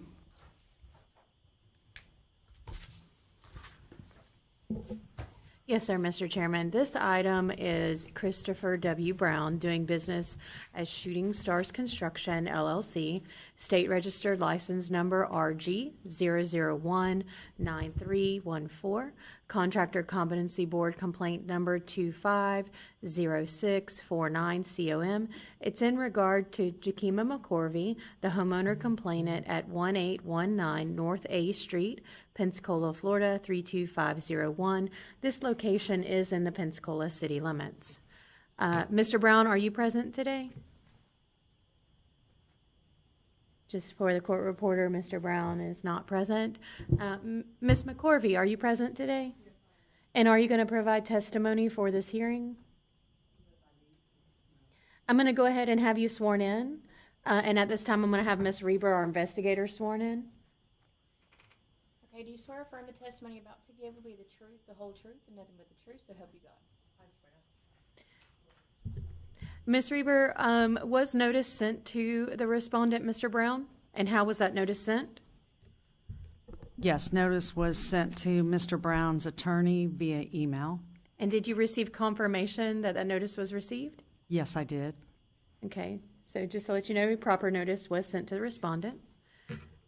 In our backup today for this hearing, we have the executed notice of disciplinary hearing and administrative complaint, the proof of the email delivery to the attorney, the original exhibits from the hearing, which were the complaint form, proofs of payment, notice of probable cause, the notice of where the probable cause hearing was sent, proof of delivery for that probable cause hearing, we had a few proofs of payment, so this was proof of payment to Mr. Likely, permitting for the accessory structure, the stop work order, the letter of authorization, and some photos. Staff would request at this time that all of that be moved into evidence for this hearing. So moved. Second. Second. All in favor, raise your right hand. All opposed, same sign. Seeing none, hearing none, motion is approved. At this time, I'm going to bring up the administrative complaint because this includes the decisions that the board made during the probable cause hearing. So that probable cause hearing was held on at our I just lost my train of thought. It was held on August 6, 2025. I apologize for that. And during that probable cause hearing, the board found there was cause to believe that the respondent violated Code Section 1837 C3, Code Section 1837 D10, and Code Section 1837 D15B. Code Section 1837 C3 states that a code violation results from knowingly combining with or conspiring with an uncertified or unregistered person by allowing one's certificate to be used by that person with the intent to evade the provisions of this article. 1837 D10 is abandonment by failing to perform work on the project for a period in excess of 90 days. Let me circle back.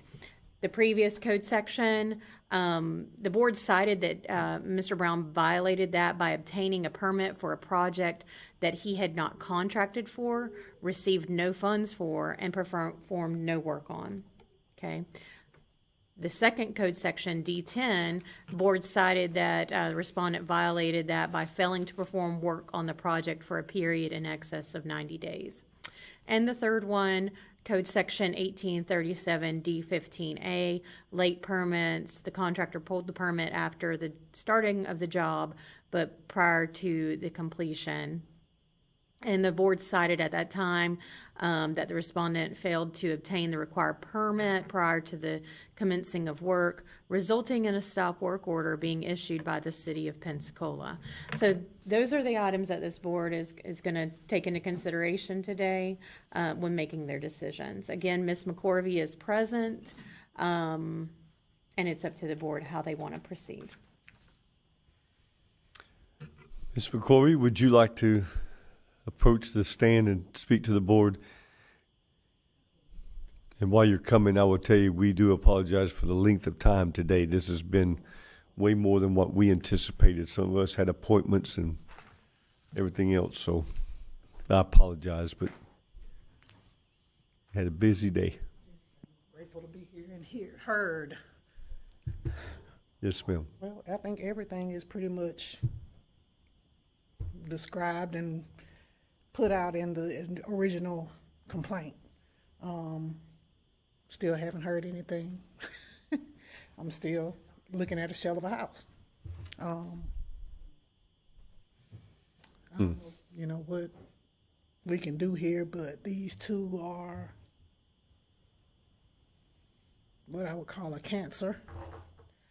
It just continues to keep going. So I was thinking about this guy that you just gave the permitting privilege back to. This is how they continue. They just continue to keep going and going and finding other people to assist them in whatever they have going.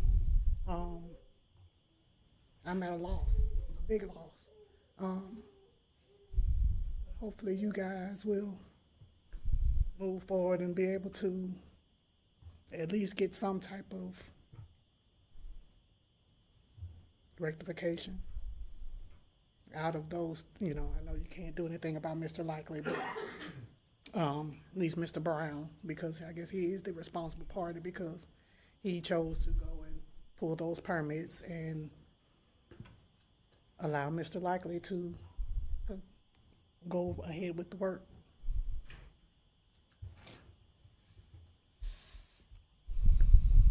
Well, we appreciate you being here again, and may have questions for you if that's okay as we go through here, just to verify. And we apologize for what's happened to you. You know, we'll try to rectify what we can here. Thank you very much. Thank you, Ms. McCorvey. And Mr. Brown is not here, and he's the only one that could speak for Shooting Stars, correct? He is the qualifier of Shooting Stars. However, this board has already revoked Mr. Brown's license from other cases that came before you. What are we eligible to do today? What's the board's prerogative, I guess? So your decision making as to whether or not you're going to find him in violation of these things and what disciplinary action you would take should you find him in violation. And have we taken disciplinary action on him before? And if we have, what is that? Can you pull that up so we know? Would it be redundant for us to do it again? Or, I mean, other than the fines, right? We've already removed his license. We've already removed, so all we can do is impose fines. No, you could do the same thing and just repeat it. Okay. In this case, you could have the same sentencing that the license remains revoked. Okay. And that would mean that if you don't do it in this case as well, then if he paid the fines and he took care of the other case, then he could just come back. So this would require him to be heard in every case in which his license was remained revoked. Can you pull up the violations so we can, unless anybody has any discussions, we can go straight to motion?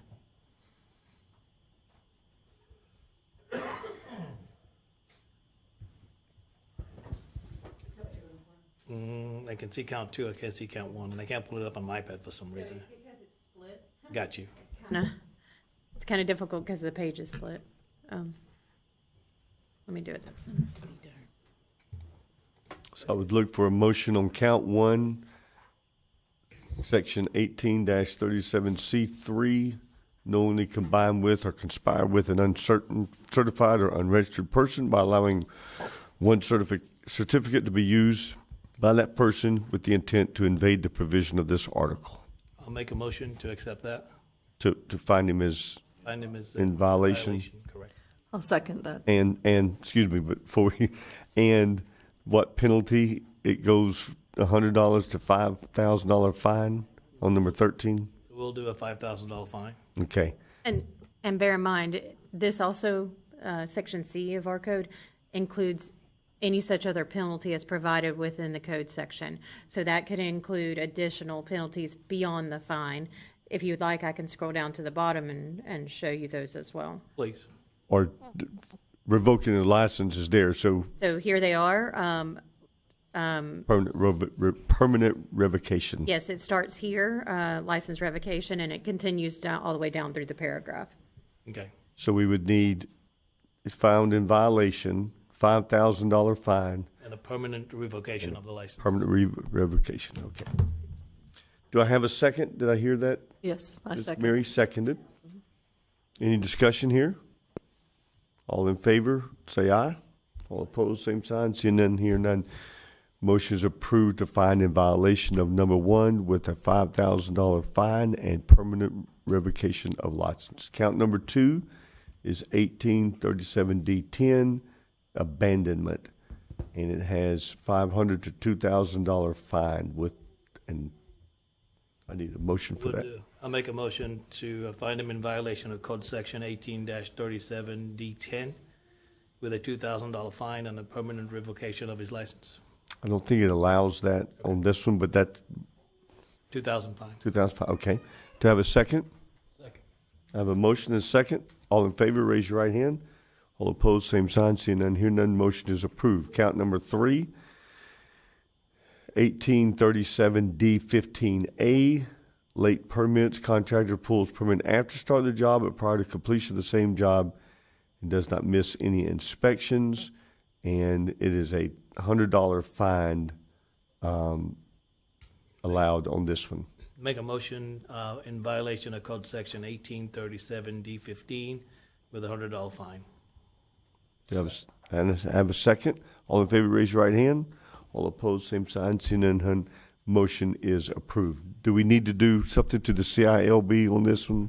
That is correct. That is our next step. I mean, so you found Mr. Brown in violation of these items, and you've done your disciplinary action.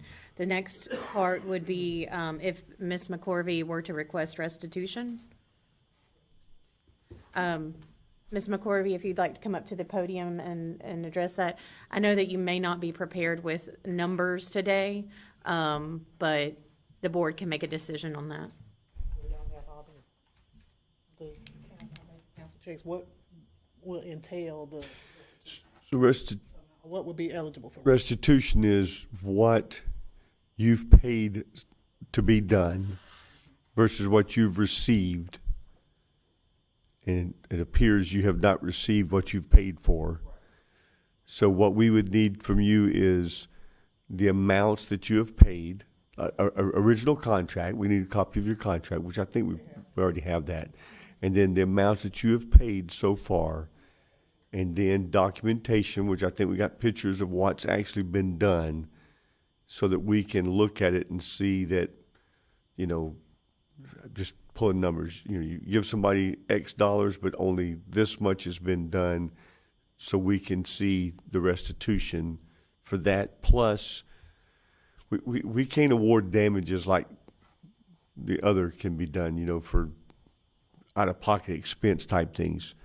Okay. We can only order restitution for what was done on site. It's everything. I've submitted all of the cashier's checks that were submitted. I gave Mr. Likely a $50,000 down payment prior to the start of the project. We paid for our trusses to the trust company, which was another $14,000. He's not back there. Paid the plumber directly, which was excess of $30,000. And Mr. Likely got another $25,000 cashier's check, which was when the work stalled. Am I safe in saying Ms. Reber can help her organize that and present back to us? Yes, I can do that. And then we can order restitution based on those documents. Okay, we want to work with you and help you here to what we can, what we're able to do. Keeping me from approaching him personally, so this is just So- We don't want to visit you down at the.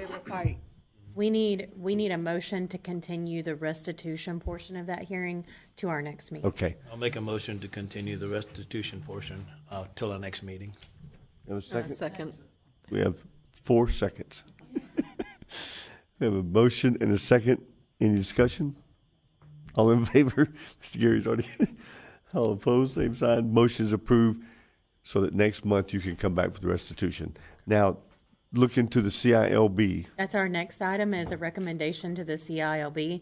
I did, Melissa pulled up on her iPad of how his state registered license stands with the state, and it is current active. So that the historical cases that came before the board, they have not finished those yet. And so your recommendation to the CILB could be for anything, like it says here, it can include a recommendation for no further action, a fine, suspension, revocation, or restrictions on the registration. So I'll entertain a motion to make a recommendation to the CILB for the permanent revocation, which is what we've done here locally from the state. Do I have a I'll make a motion for permanent revocation to the CLB. recommendation? Second? I have a motion and a second. All in favor, raise your right hand. All opposed, same sign. Seeing none, hearing none. Motion is approved. Do you need an amount of time? Because I know it says. I was going to circle back to that. Oh, okay. So there are some fines that have been assessed by this board. I will need a time frame in which those have to be paid and what should happen should those fines not be paid. Keep in mind, you've already done the permanent revocation. But still, we have to document. Yes, sir. So I have a time frame of how many days, months to pay the fines? 90 days, make a motion to pay the fines in 90 days. And if not paid in 90 days? No revocation, permanent. It's already there. Okay, that's okay. Second? Second. All right, all in favor, raise your right hand. All opposed, same sign. Motion is approved for 90 days for payment with permanent revocation if not paid. Now, that time frame begins on when the chairman actually signs this final order. Right. This final order is being held, though, until we can make a determination on the restitution. So this final order will not go out Right. until after we have that Next restitution month. hearing. Understood. Okay. Is there no way to speed that up, to get that done right now? Do we have them? Or no? Because she has the checks. We have them in the backup. We can just do a tally. I mean, if you wanted to hold this for a few minutes and let Ms. McCorvey and Ms. Reber step to the back and they can go over the numbers really quickly, we could go on to item 11 and then come back. Are you prepared right now to provide the restitution? You don't want to go back and reevaluate and look, because you'll have one opportunity to do this, and I want to make sure your damages are right. Again, if you feel comfortable, then yes, well, we don't mind waiting for a few minutes for you to go through it. We just want to make sure you haven't missed anything, or if you have anybody giving you like a, consultation or something to look at the project and say, hey, what are my damages here that are really outside of the money that you've paid, right? So there is an opportunity to get. I mean, you have to bring that to us. What damages have you occurred, right? And right now, you've probably presented the checks that you've provided to him. All I have, yes. That's Yeah, all I but have. if there is other, and if you feel comfortable, then you can present it today. If you feel like, hey, let me kind of look at everything and make sure I haven't missed anything, because I'd hate for you to miss something. Well, I haven't missed any money I paid out. Okay. Haven't missed that. Yeah, whatever you feel comfortable. If, like I said, if they're, wait. Okay, we'll wait. Okay, sounds good. Listen to that. Don't want to rush this part. Yeah. Make sure we check all the. Yeah. Yes, ma'am. That's right. No rush. I mean, we've been waiting 2 years. On a little while longer won't hurt. And that was nice that you said 90 days. 90 days was the amount of time that he said that it was going to take him to do the project. Well, hopefully we'll have you in a good place very soon. That is it for the disciplinary hearing. And we have continued the Sunshine Law presentation. So the only other item left before this board today is the election of chairman and vice chairman. And then the questions amending the questions Oh, yes. somewhere. I don't know where it falls, but So somewhere in there. it's not actually an agenda item. You brought it up earlier for basically this board to discuss after the hearing was done of maybe altering some of those questions.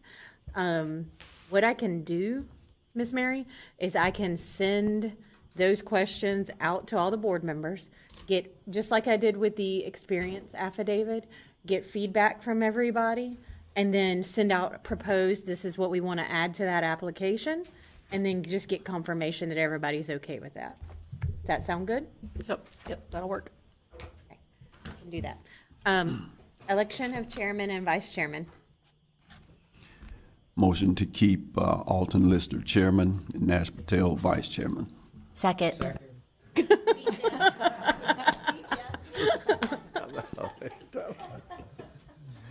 Erwin just doesn't want to be it.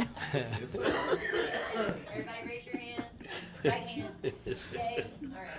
So moved. I have to chair that part.